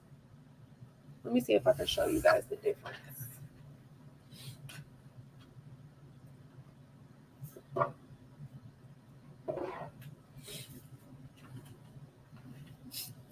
Okay, so I don't think I have Topaz, the regular Topaz, but I do have rose and rose AB. Okay, so this is rose, which would be the quote unquote regular color, and then the rose does have an AB version. Now, not all colors have an AB version, but a lot of them do. A lot of them do. But this is the, I can't even see if I'm in frame, so I'm gonna lift this up a little bit. So you have the rose color, which is like, this is the base color. It's kind of like a pinky color. This is what it looks like. And then you have the rose AB, which is going to have that same rose foundation, right? The undertone to it is this rose color, but it has an AB coating, which, I don't remember what AB stands for. That's another piece of information for whatever reason I cannot retain. AB stands for something funny. Aurora borealis. Yes, Kristen, that's what it stands for. But that's what AB stands for, and it's like it's a coating that goes on top of this base color, and then it kind of just gives it another shade, and it gives it more sparkle. And the AB colors do shine and bling a lot harder than the regular colors. And then they typically always have kind of like, when you turn them to different sides, like, I don't know if you guys can see in this AB color, you can see a little bit of blue, you can see a little bit of purple. It's almost like it gives a iridescent kind of effect. You know how the iridescent color is, it almost gives whatever you're using it with like a rainbowy type of effect. That's kind of like what AB is. It kind of gives it an iridescent effect to the base color. And that's what you get when you add the AB. Okay. So that's why this topaz, it has a brown kind of base to it, like a light, I wouldn't say chocolate. It's kind of like a light brown. It kind of just has like a neutral tone to it, a brownish color with that iridescent coating. Okay. Hopefully I did not confuse nobody. I be trying to do the best I can with these explanations. Hopefully I don't lose y'all when I explain it, but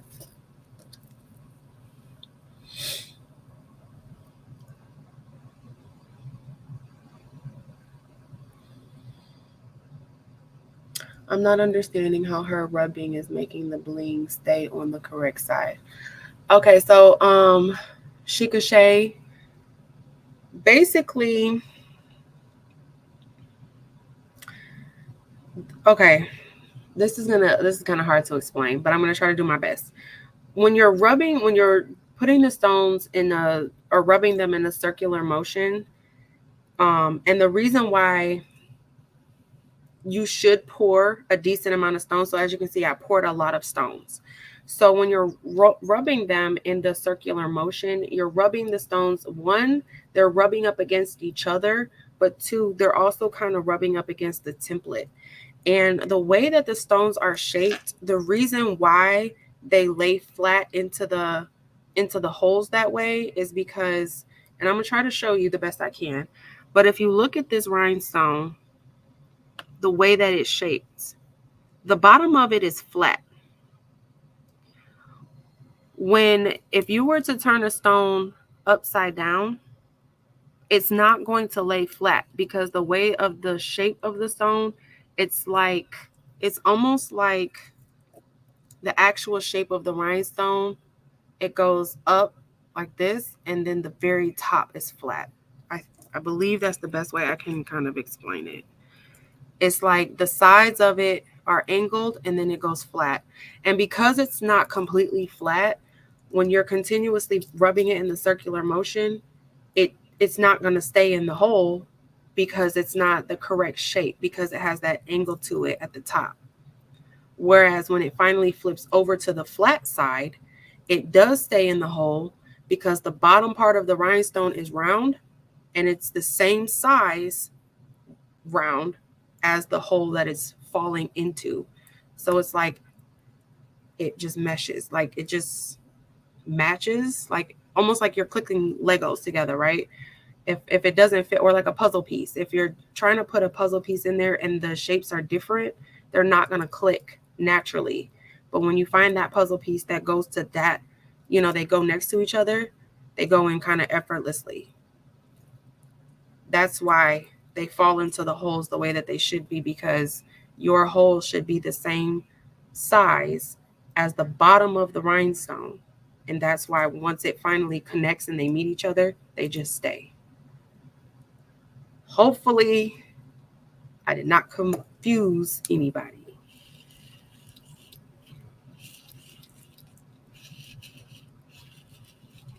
Please, Shikashay, let me know if I did not, like, if you're still confused, and I will try to explain it again. But yeah, that's why. When you rub them, again, they're just rubbing up against each other, and then, you know, once the bottom of that stone meets that hole, it just kind of almost like it just falls in there like a puzzle piece, and it connects, and that's why it stays. Versus if it's upside down, it's not a natural shape with a natural shape. So when you keep swirling it, if it's upside down, it's gonna pop back out. That's why you just keep rubbing, because if it's not in there right, it will pop back out, because it's not fitting correctly. It's not the right size. Hopefully that makes sense.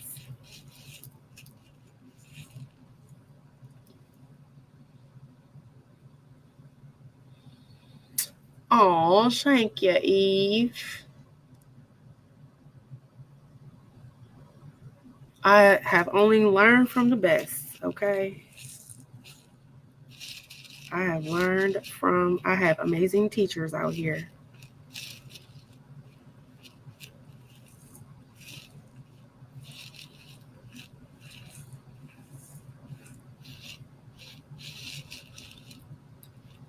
This topaz is really pretty too. I say that about all the stones. Okay, all the stones are pretty, but I feel like I do say that about all the stones. But this one's really pretty.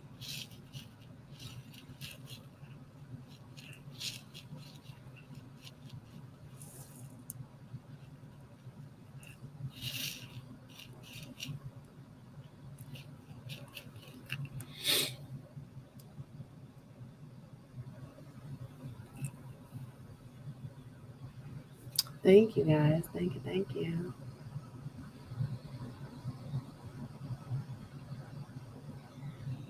Yep, Kristen, that's why last week, if you caught my live when I was trying to brush in my stones and I was saying that some of them were oval shaped, that's why they wouldn't brush into the holes right. And I was having to hand place them because the hole was oval shaped and the rhinestone is round. And so when I was brushing, it was just like no matter how much I brushed, they just weren't like the puzzle piece, they weren't connecting because they weren't the same shape. So that's why you want to make sure your holes are the same size as the rhinestones, because they will just, when it's the same size, they just marry like effortlessly. And I'm to the point now where I can immediately tell if my holes are messed up. Like if I've brushed in the circuit in my little circle twice and I don't see not one stone laying in, something's wrong. I can immediately tell something ain't right, because it shouldn't take a whole lot of pressure, like on your actual hand when you're brushing. It shouldn't take a whole lot of pressure. It shouldn't take a whole lot of, like, you shouldn't have to be brushing in the same spot over and over and over. It shouldn't take that long. It shouldn't take that much pressure. They should just like kind of fall in.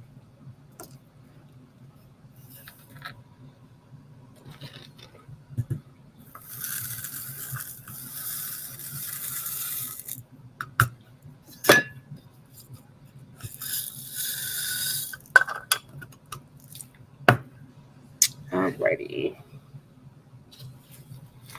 I'm gonna cut this piece in half because I can use this for both the top and the bottom. So I'm gonna cut this piece in half.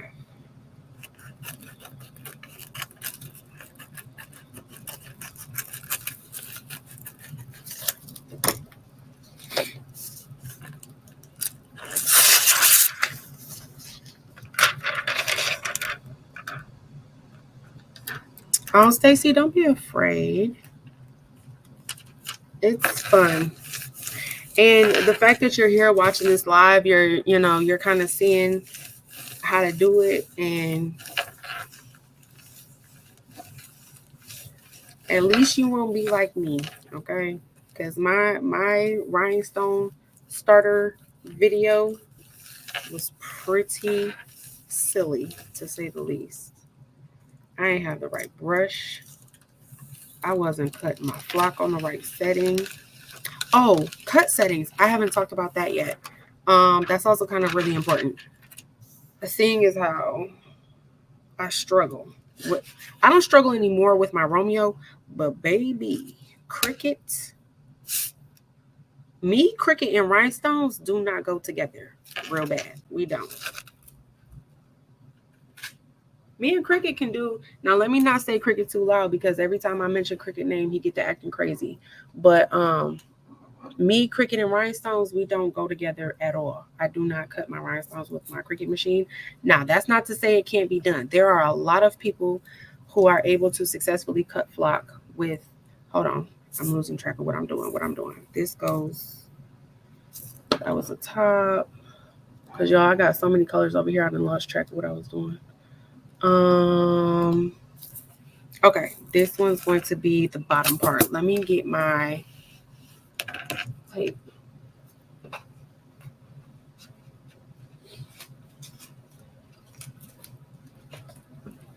But yeah, there are a lot of people that are able to successfully cut.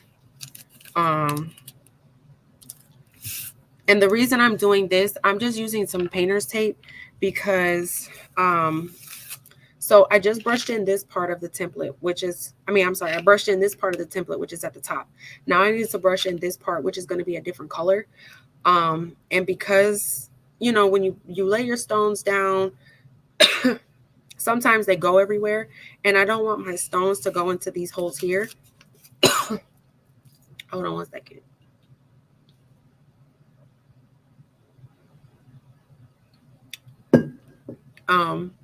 Because I don't want any stones to go into this part, I'm just going to take some painter's tape and cover it up.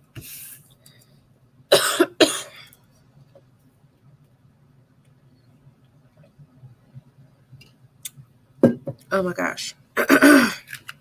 Okay. But yeah, I'm just going to use this piece of painter's tape to cover this part of the template up so that I don't get any rhinestones going into this part.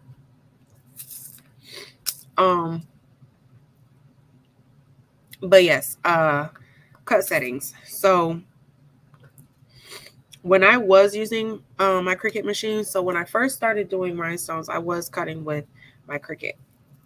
I think I was using my Cricut, my Cricut Maker 3. And the settings, now I honestly don't remember, but I do believe it was either like heavy cardstock setting or something like that. I do think that's what other people use when they use the Cricut machine.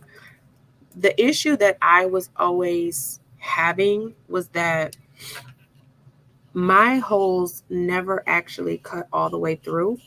So anytime I would make a template, I was always stuck kind of picking out the flock dots, which, y'all, was anybody calling them flock dots before me? I can't remember if I made that up or if I heard somebody else say it, because I was actually thinking about that the other day. Like, where did the term flock dots come from? I cannot remember if I heard somebody else say it or if I had just started saying it. But the flock dots are what I call the flock dots. When this piece of flock cuts and you got to take that flock dot out, it's literally a little circular dot. And if you have to pick them out, child, they get everywhere. Okay. And it was to the point, like, I would go home and I would be sitting on my couch watching TV. And for context, if you're new here, I don't craft at home. I have a whole separate office that's like 4 miles away from my house. So I don't have any flock at my house at all whatsoever. I have a cutting machine there, but anything I cut is like vinyl, like not even HTV because I don't have a heat press there. So if I cut anything at my house, it's like the premium vinyl. That's it. Okay. I don't have no flock at my house. Flock has never been inside of my house because when I started doing rhinestones, I had already had my office. So I've never cut flock actually on the inside of my house.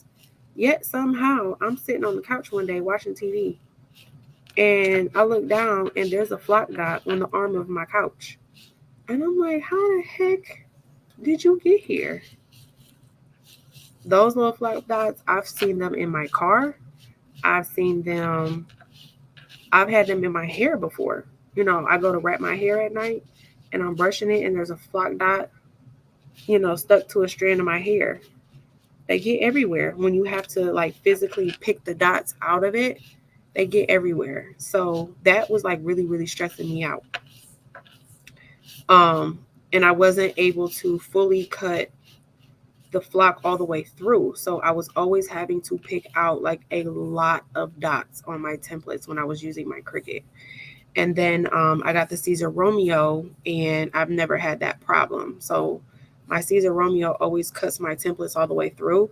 So when I go to peel my flock, you know, off of the backing, all of the dots stay on the backing and I just have the template with the holes already gone. So in my opinion, like I prefer the Siser Romeo. Again, there are a lot of people who are successful with cutting with a Cricut.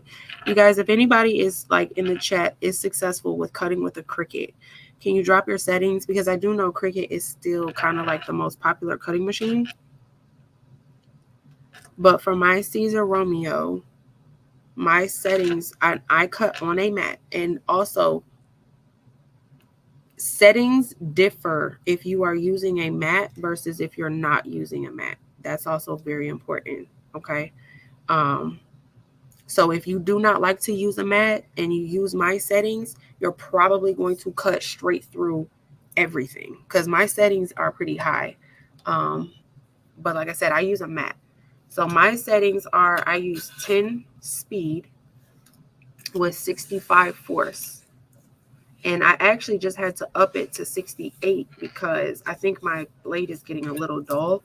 Because the last couple of templates I cut, I was having like a lot of flock dots still being left. And normally that doesn't happen. Normally I don't have any. So when I started to realize like my template was leaving a lot of dots that I had to pick out, that means that my blade. So I did check my blade. It could mean a couple of things. It could mean that your blade needs to be cleaned, or it could mean that maybe your blade is getting a little dull. So I have noticed that after you've used your blade, if you're starting to notice that after you cut, there's like more flock dots being left than normal, then you may just have to up your force a little bit if you're using a Romeo. If you're using a Cricut, I don't think the force goes past 340, does it? I think 340 is the highest you can set it on a Cricut. I'm not 100% sure.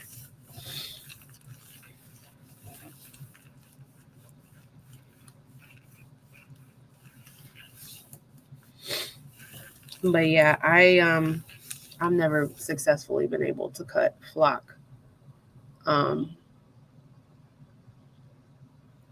with my Romeo. with my Cricut.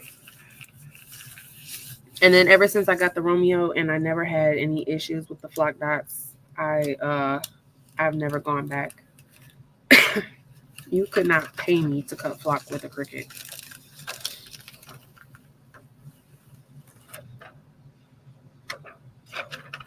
And again, I guarantee you now the next time I cut Romeo on, he gonna be like, what was all that you was talking? Nope, I ain't cutting nothing. Yep, I'm gonna be slow. Update again. Because when you said what now?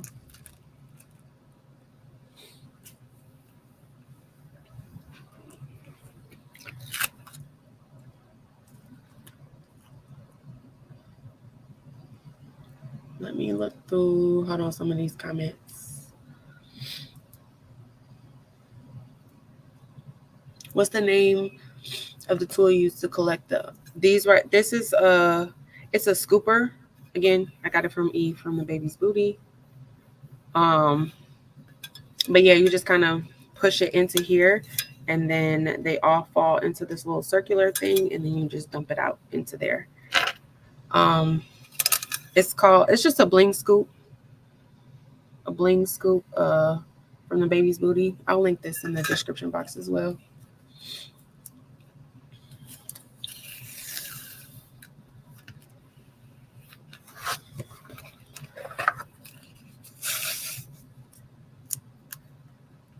Okay, and then for this bottom part, I'm going to use the same color for both, which is the jet black.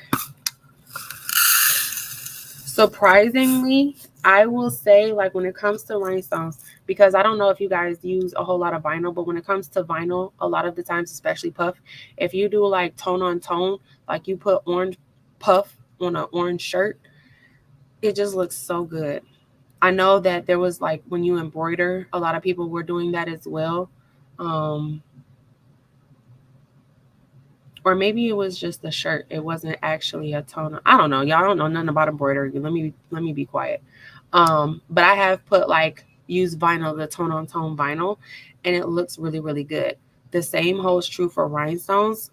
Because I'm putting this on a black shirt. I'm using jet black, but I am putting, nope, I'm lying. This is going on a beige shirt. But earlier today, let me show you. Earlier today, I made this template, or I used this same template, and I put it on a black shirt. But I used, hopefully you guys can see it, I used black on the outline, and you can definitely still see it. It's like a tone on tone type thing, but it really just kind of gives it, like, I don't know, I can't really explain it. It's like a shimmer on the outline. Even though I use jet black on a black shirt, like, you can still very much see it, and it really kind of just, I don't know, it still does what it needs to do. So when you're doing rhinestones, if you're like into tone on tone, it works with rhinestones as well, the same way that it does with vinyl. It doesn't, like, wash out or disappear or anything like that. It still looks really good too. But I'm using jet black for these next two parts. What time is it? I'm moving slow today, y'all. Normally I would be getting off by now, but I'm almost done.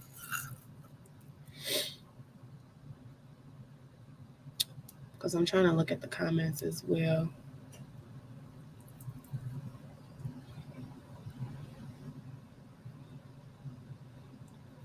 So Catherine's asking, how can I choose a font that doesn't look jumbled once converted into rhinestones? Girl, you asking the wrong one. So I know what I can do, and I know what I cannot do. I do have some rhinestone templates, like this Pray, Work, Then Pray Again. This one is mine. Y'all, I worked on this rhinestone template for like 3 weeks. I'm not that good when it comes to designing. However, I did take, when it comes to that part, right, like choosing fonts for it, there is a little bit of a science to it. However, I would suggest, my good sisses, do you guys still do the class together, Eve? I can't remember if you guys are still doing it together, if it's just Patrice. But I do know for a fact Patrice does do, like, she holds rhinestone classes, Bling classes, where she teaches you how to design the template. But one thing she kind of goes into detail about is how to pick your fonts. Typically for me, I mean, I kind of just, I don't know, I just keep playing with it until I get it, until I see something that I don't like. But I definitely try to go with thicker fonts, something that's thick, that's bolder, so that when you turn it into rhinestones, it doesn't look Like, I don't know. It doesn't look jumbled up like you said. But that's definitely not my ministry. Creating rhinestones is not my ministry. It's not. So I can't even really give you 100% like advice on how to pick. And I'm gonna be perfectly honest. The fonts that I use, when Patrice goes live and she talks about how to make them, I write down what she used. All the fonts I have used, I have gotten from Patrice. I ain't found not damn font on my own. So I would definitely recommend taking her class. She definitely goes into detail about that and kind of shows you and tells you it. And I did take the class and I still don't remember. I still don't know that part because I'm not 100% sure that designing rhinestones is for me. I try here and there, like especially if I make an SVG file, because I love to make SVG files and use glitter and puff to make them. And then I'm like, man, this would look really good in a rhinestone template. And so, I'll work really hard to bring it out because I want to have all the options. But when I'm doing it, I don't particularly enjoy it. So I think that's why even after I took her class, I still was like, eh. The class was great. The class was great. She's very informative. She is very detailed. Her class is absolutely amazing. It's just for me, it's just not necessarily something I enjoy doing, is all for me. But yeah. I thought I saw, did she just finish up a class or did she have one coming up?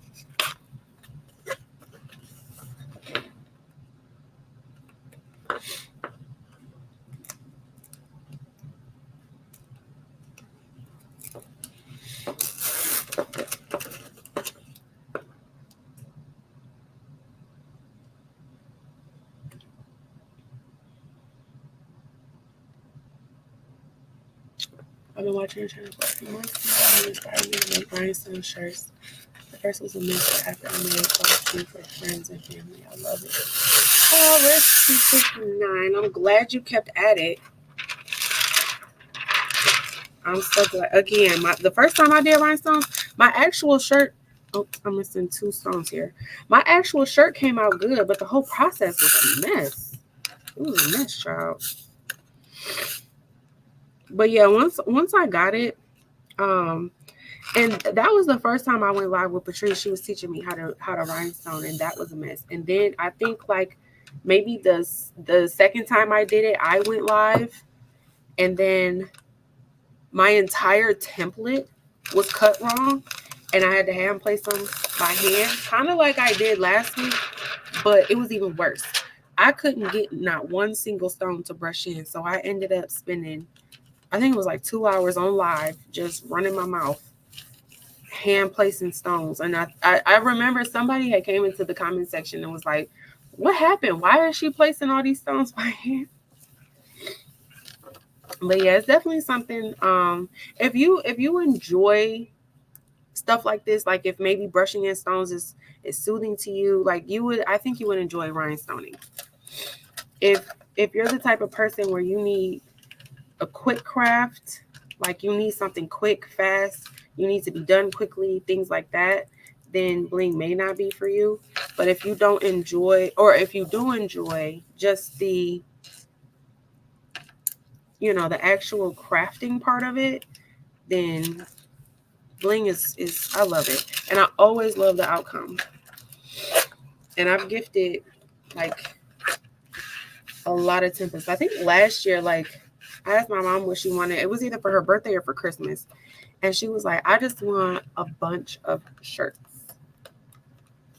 So I literally made her a ton of like Bling shirts. Y'all, I have one stone that is like stuck. Why is it stuck?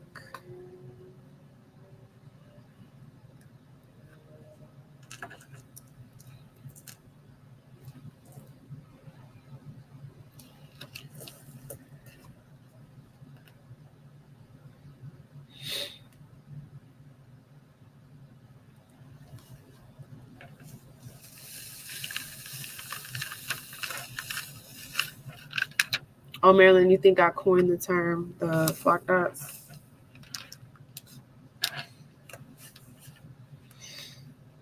I don't know what to call them.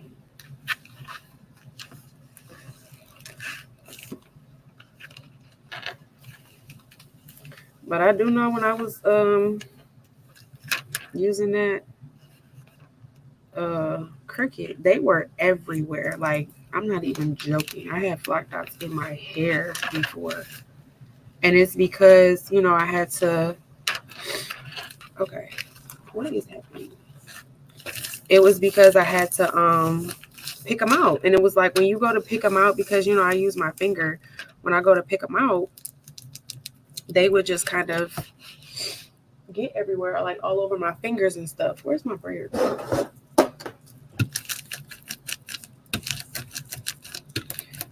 Like I would use, I use like the little pointy tweezers to pick out the flock dots if I have any.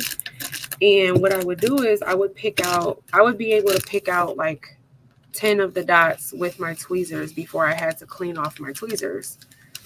And what I would do was I would pick out like 10 of them, and then,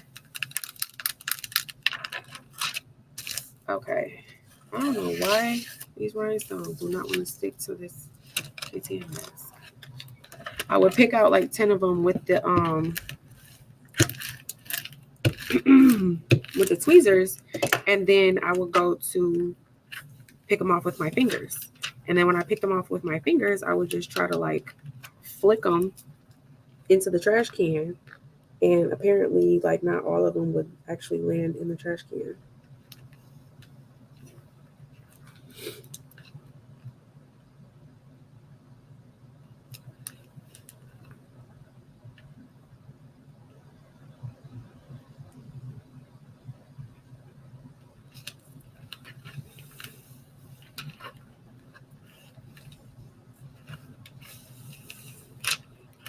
And these rhinestones is having an issue right now.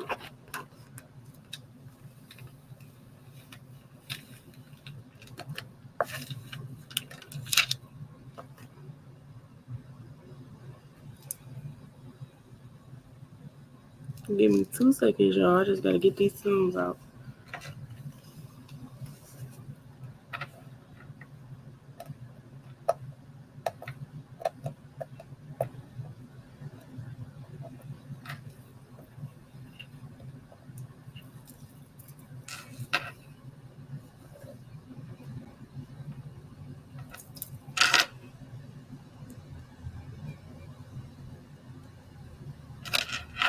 Don't y'all just love when you have little functions on live? And I don't have my tools over here.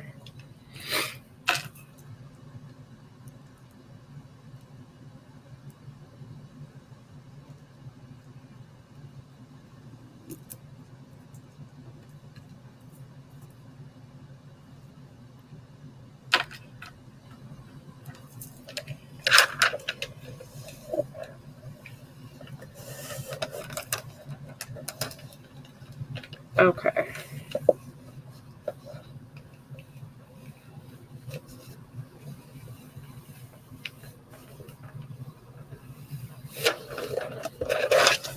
There we go.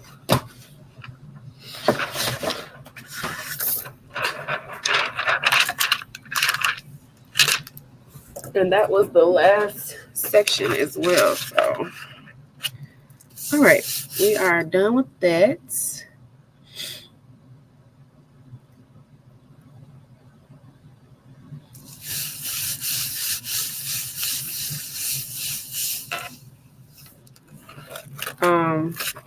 I'm gonna look at these comments and then we'll head on over to press, because I just rushed in everything. Did I rush in everything? I think I did. Yeah. Okay. So I'm gonna look through the comments, make sure I got all the questions answered,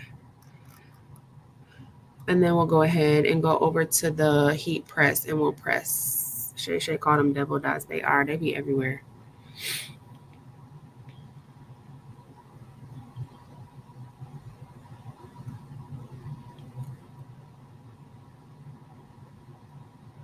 Okay, great. She said she wasn't confused anymore. They are like glitter. They multiply. Oh my goodness.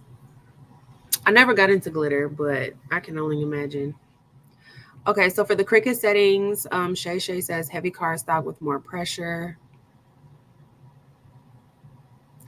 So Miss D Burkett, you don't actually create templates on Cricut because they don't have a rhinestone panel, to my knowledge, and I just used Cricut last week, so I'm pretty sure they don't. They don't have a rhinestone panel, so you can't actually make templates with the Cricut. However, you can upload a template into Cricut and then you can cut it the same way that you would cut like a vinyl, because technically it's a SVG file. So you would cut it the same way you would cut any other vinyl, but you cannot create the template in Cricut Design Space.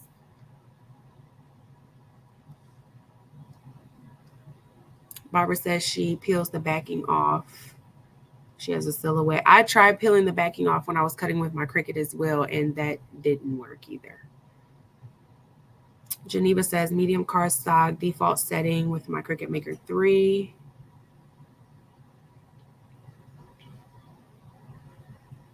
Okay, Kristen says that she used deluxe paper with less pressure, but it did cut twice.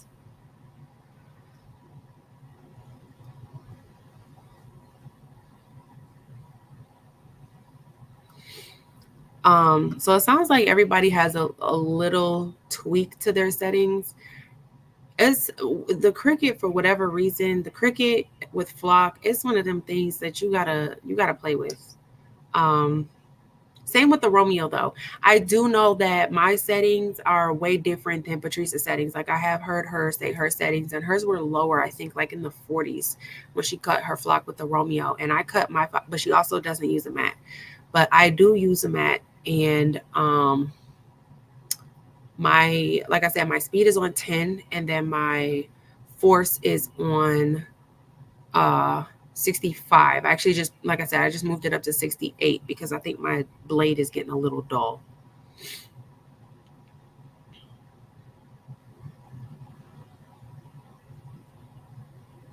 Okay, Stephanie says the key is to use a premium needle, and she learned that from Delonda. Okay.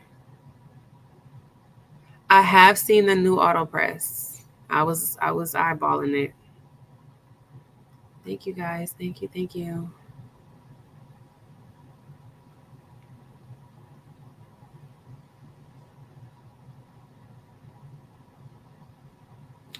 So Belinda, I did talk about all of the materials in the beginning of the live. So you can definitely catch the replay. I went over all of the materials within the first, I want to say it was probably a good 40 minutes. I was going over all of the materials. Yep, Leslie, I write down. If somebody says they use the font and it worked and it looks good, I'm writing it down too, girl. But I'm gonna tell you who I got it from as well. And all the fonts that I've used for my rhinestone templates, I have gotten from Patrice.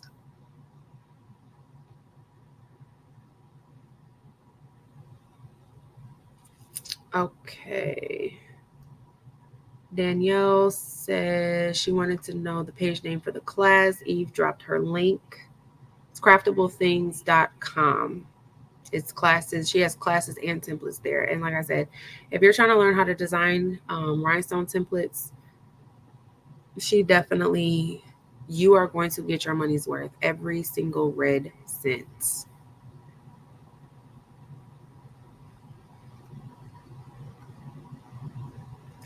For the silhouette machine, Vicky, I don't have a silhouette cutting machine, so that's a completely foreign ground to me. I have no idea about a silhouette machine. I do have a silhouette, the Pro, like the big one, but I'm sorry, that's a terrible machine, and I used it once and I never touched it again.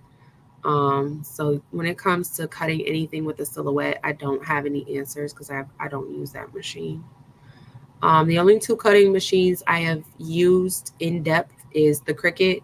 I've had the Explorer Era 2, the Maker, and the Maker 3. And then I had this Siser Romeo.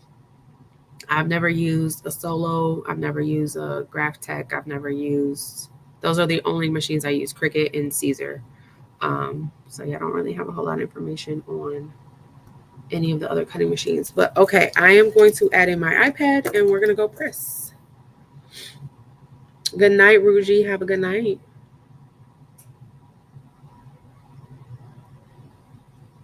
So Barb says Eve she had a good life. I did not catch the replay. I didn't watch it today. Y'all was so busy this morning. So she says that Eve was talking about cut settings in her live last night. I would definitely say follow Eve as well. I think I said that in the beginning. Follow Eve. Anybody that you see on my channel whose name is in blue, those are my moderators. They all also do Bling. I think they all do also, oh my gosh, they all also do rhinestone templates, and they all have amazing designs as well. So all the people that you see in my comment section with blue are amazing follows. We got Demps, hey Demps Boo, Demps, Marilyn, the baby's booty, and Patrice. Do I have any other moderators? I think that was it. Marilyn, everybody always asks me, Marilyn, anytime the rated E for extra, girl, where did you get that template? Okay, I am always getting heckled about where I got that template from anytime I wear that shirt. That was like, I don't know, it's like a famous template over here. Anytime I wear a shirt that has that template on it, people is begging me for the information. Maryland does really good designs. Demps has really beautiful designs. Everybody does. So I would definitely say you guys follow my moderators. Okay, I'm gonna add in my iPad and we are gonna press. Sorry about that.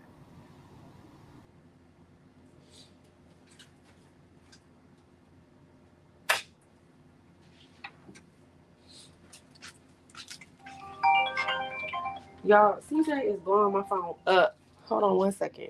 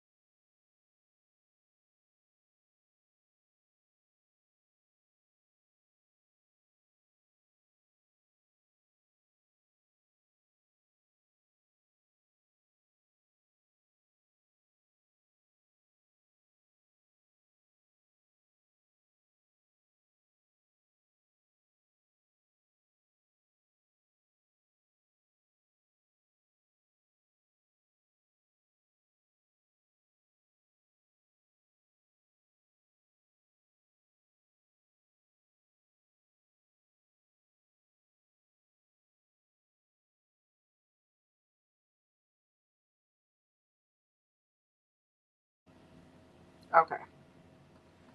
Sorry, y'all. Children's is blowing me up. But I'm gonna start with the sweatshirt. This is the color of it. It's a Gildan heavy blend, and it's darker in person than what it's showing on the camera, but it's kind of like a tan color. Let me know if you guys can hear me. Can you guys hear me?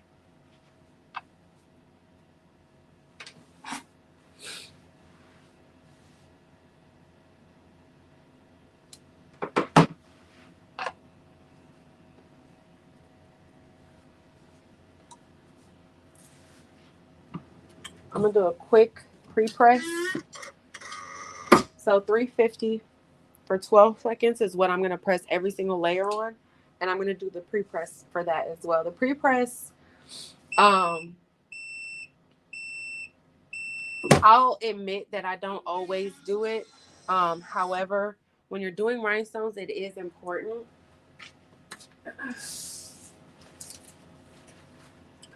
When you're doing rhinestones, it is important because rhinestones, to get them to adhere to the shirt, there's an adhesive like glue on the back of the shirt. I mean, I'm sorry, on the back of the stones. And I have to cut this. Hold on one second.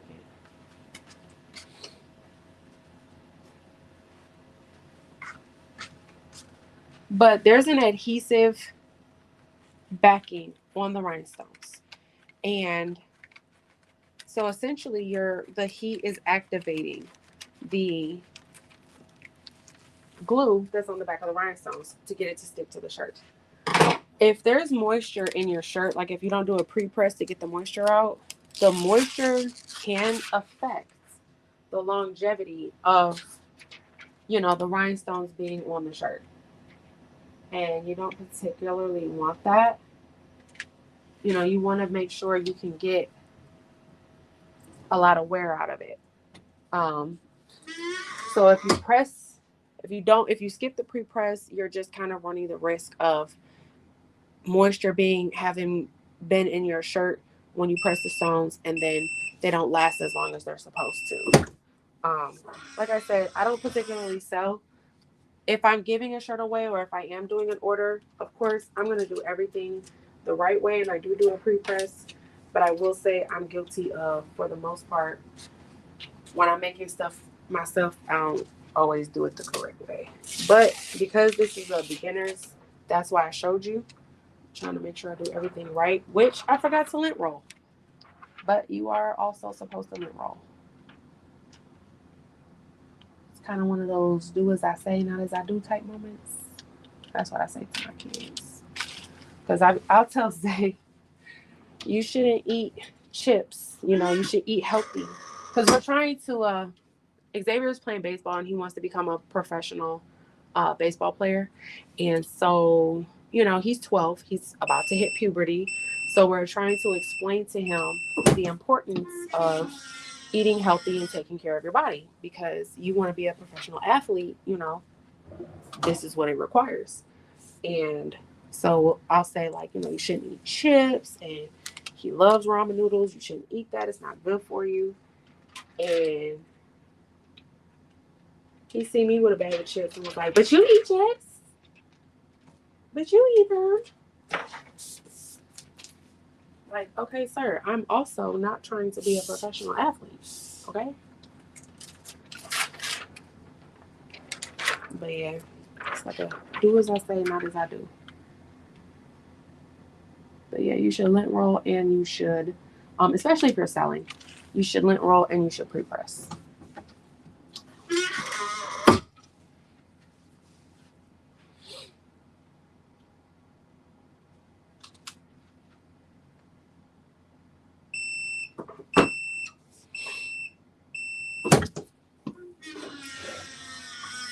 Oh, you guys, this is gonna be so cute. Every time I bling, I say the same thing. Actually, anytime I do anything, puff, glitter, I'm like, oh, this is gonna be so cute. And it's always so cute. And I'm always gonna say that. This is like the stuff that I enjoy. You know what I'm saying? This and like the when you're peeling the mask off and you're seeing it bling, or when you're doing the puff and you peel it off and it's just all puffed up, like the peel reveals. I think he says that peel reveals, or like when you sublimate something perfectly and that color is just popping, that never gets old to me.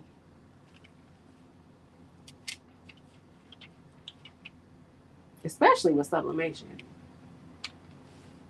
I love peeling that little butcher paper back and seeing my little design just popping. It never gets old.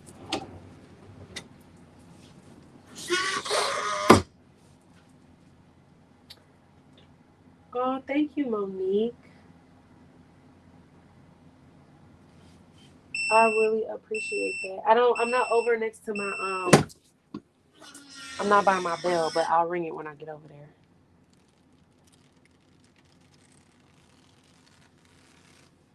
Oh my gosh. Thank you. I appreciate you. And you guys, I forgot to link this template, but this is Coretta's template. Coretta Dangerfield. Her Etsy shop is Coretta Created It. That's another one. I haven't seen her in the chat. I actually haven't seen her in the chat in a long time, but that's another designer that I really, really like.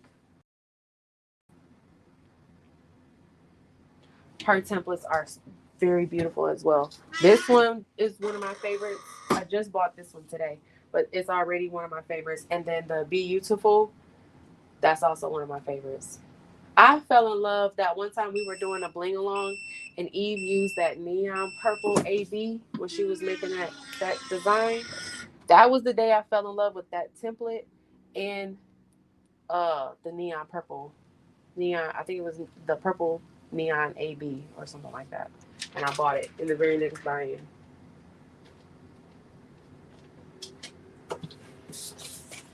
All right. This one is done. And of course, it looks amazing.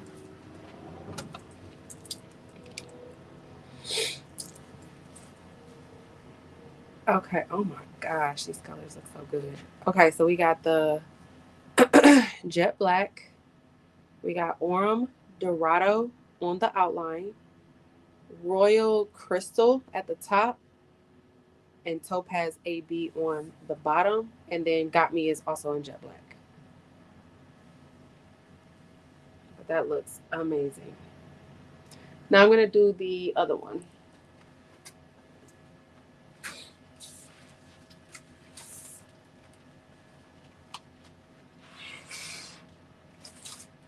Okay, this is the shirt that I'm going to be giving away.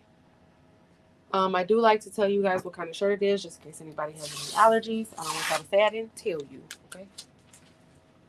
This is a Gildan heavy cotton, 100% cotton shirt. It's going to be in the size large. Color is black. And this, I leave to go to Charlotte on Thursday, but I don't leave until the afternoon, so I'll probably get this in the mail by either Wednesday night or Thursday morning.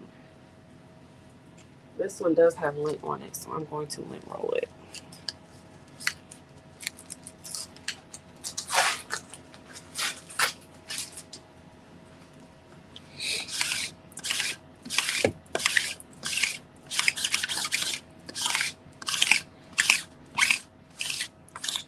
And you guys, the reason somebody asked me why do I give away so many shirts, and it's because I have like the amount of shirts that I have made is utterly ridiculous. Okay, like I can literally fill up an entire closet with shirts, sweatshirts, or hoodies that I have made, and so I'll typically, because this template, I have like 4 of these already. So I wanted to use this template because I wanted to use the Royal Sapphire, but I already have like 4 shirts with this template on it. So that's why I give stuff away. That's number 1. Number 2, I just believe that giveaways are just a way for me to be able to give back to the people that come in here and watch my lives and support me and things like that. So I do a giveaway almost every week. Because again, like I said, and like I always say, y'all don't have to watch my channel. There's a million other crafters out here that you guys can watch, and most of you are here every Monday. So I appreciate that.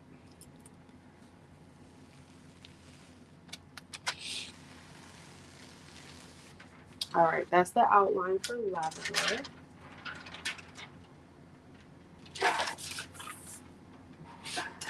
Thank you guys. Eve dropped Coretta's Etsy shop. That is where the got no worries guy got me to for this. And I may have to cut this. I can't remember if it's gonna line up or not. Oh, this color is so pretty on this black, and I don't have to cut it. That lines up perfectly. Again, each layer is pressed at 350 degrees for 12 seconds.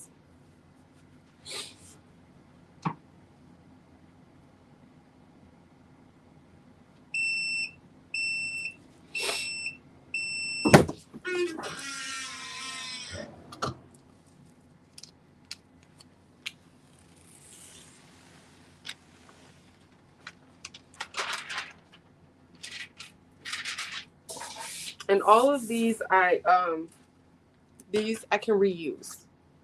This one probably has like at least 2 more uses on it. And you can tell when some of your tape, your transfer tape, whether you're using the KTM mask or something else, you can typically tell if you can use it again. The tape, when you've used it, like when it's brand new, it's kind of stiff a little bit. Like I said, kind of staticky a little bit. It's very sticky, and the more uses, it gets more it's like raggedy. It just gets a little bit more raggedy. But typically, because I've been doing it for so long, I can tell if I pick up a piece of tape. I can typically immediately tell if it's gonna work or not. Like I said, just because I have been blinging for some years now, but when you pick up the tape, if it's like, one of the things as a beginner is the sound. So like how you can hear it rip away from the backing. If it still makes that kind of ripping sound, then it's still kind of good to use. If you get to the point where when you go to remove it from the backing, it don't make no noise at all, and it just kind of almost like falls off the backing, you probably should not use it. It probably is just going to cause you nothing but problems if you try to use that tape. But like once you've been doing it for a while, you'll be able to pick up the tape and just feel it and be able to tell if it'll work or not. But as a beginner, try to hear that, like that ripping sound. That lets you know, oh my gosh. Oh my gosh. Do y'all see Labrador? This is why I like Labrador so much. Labrador is still blinging, even though it's not even an AB color.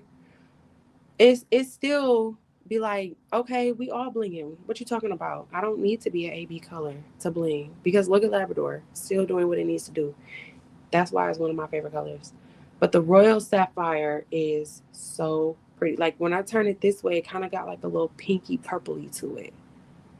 And now it kind of looks bluish, purplish. So it's like it turns colors in different directions. That's the So it's not Sapphire AB, it's Royal Sapphire, but it's like sapphire, like a blue with, I don't know, something, a coating. It got something to it because it changes colors and it blings. And then the middle is violet ice. All right, I'm gonna head on over to the laptop. I'll show you guys the shirts again, and then we'll do the giveaway.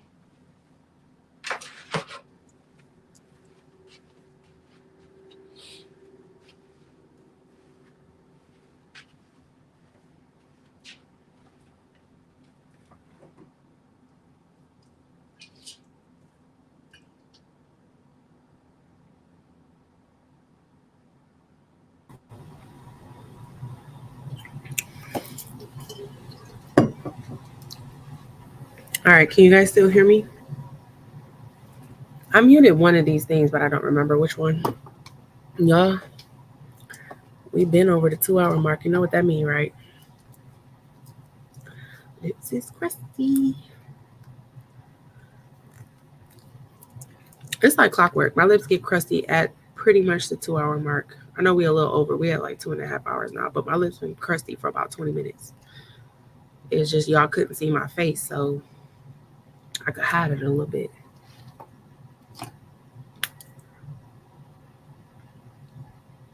Okay, y'all can hear me. Cool. All right. I'm gonna show you guys these shirts again, and then we'll go ahead, do the giveaway, and then we'll get out of here. So this is the sweatshirt I'm keeping. This is like, again, this is like it's kind of tan, a kind of tan colored sweatshirt. And then No Worries and Got Me is in jet black. We got Orem Dorado. Orem Dorado blings like Labrador too, to me. And then we have we have Royal Crystal on the top part of God, and then we have Topaz AB on the bottom. Those two colors, the Royal Crystal and the Topaz AB, those go really good together. I gotta put the royal colors in my next buy-in order.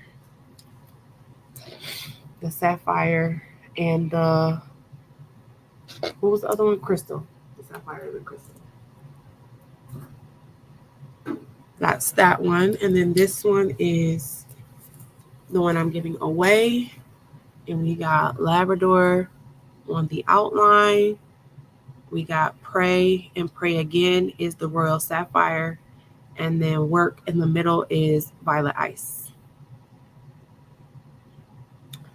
Okay, let me go ahead. If anybody has any questions that I may have missed, didn't answer, whatever the case may be, go ahead and ask them now. I'm going to get this giveaway set up.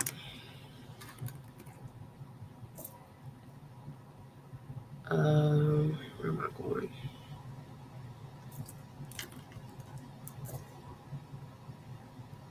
Thank you, guys. Thank you. Thank you.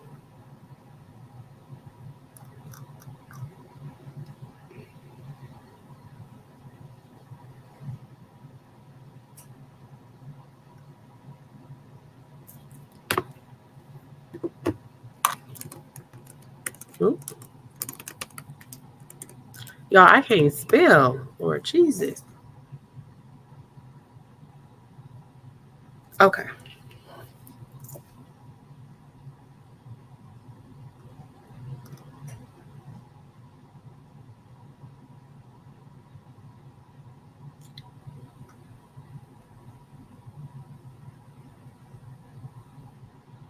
Okay, so the word is royal. This is for the giveaway for the Pray, Work, and Pray Again shirt, the black shirt.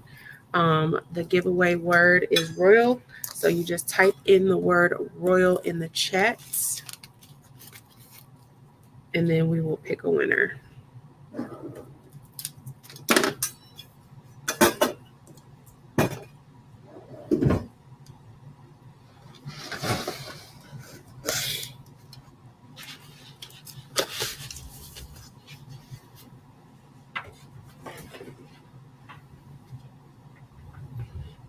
I have so many colors over here. I gotta put them all away.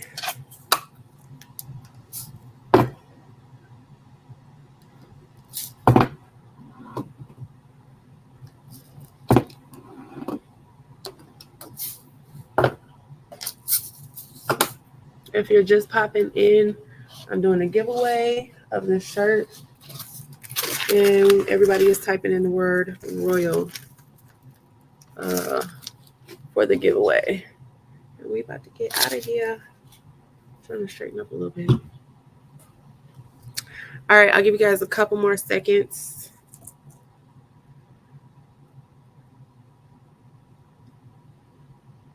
If anybody has any questions that maybe I missed or you didn't get a chance to ask, now would be the perfect time. I'm actually looking at the chat now. All right, I'm going to go ahead and press draw. Good luck, everybody.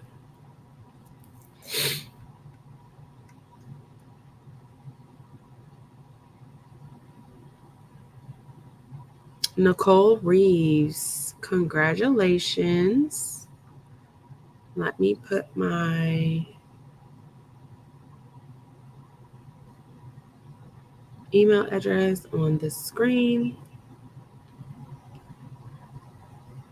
Another thing, while my email address is up, I know a lot of people kind of, well, not a lot, but some people try to ask me questions about crafting in my Etsy inbox. You guys, Etsy is for like the things that I sell only. If you have a sublimation question, please email me.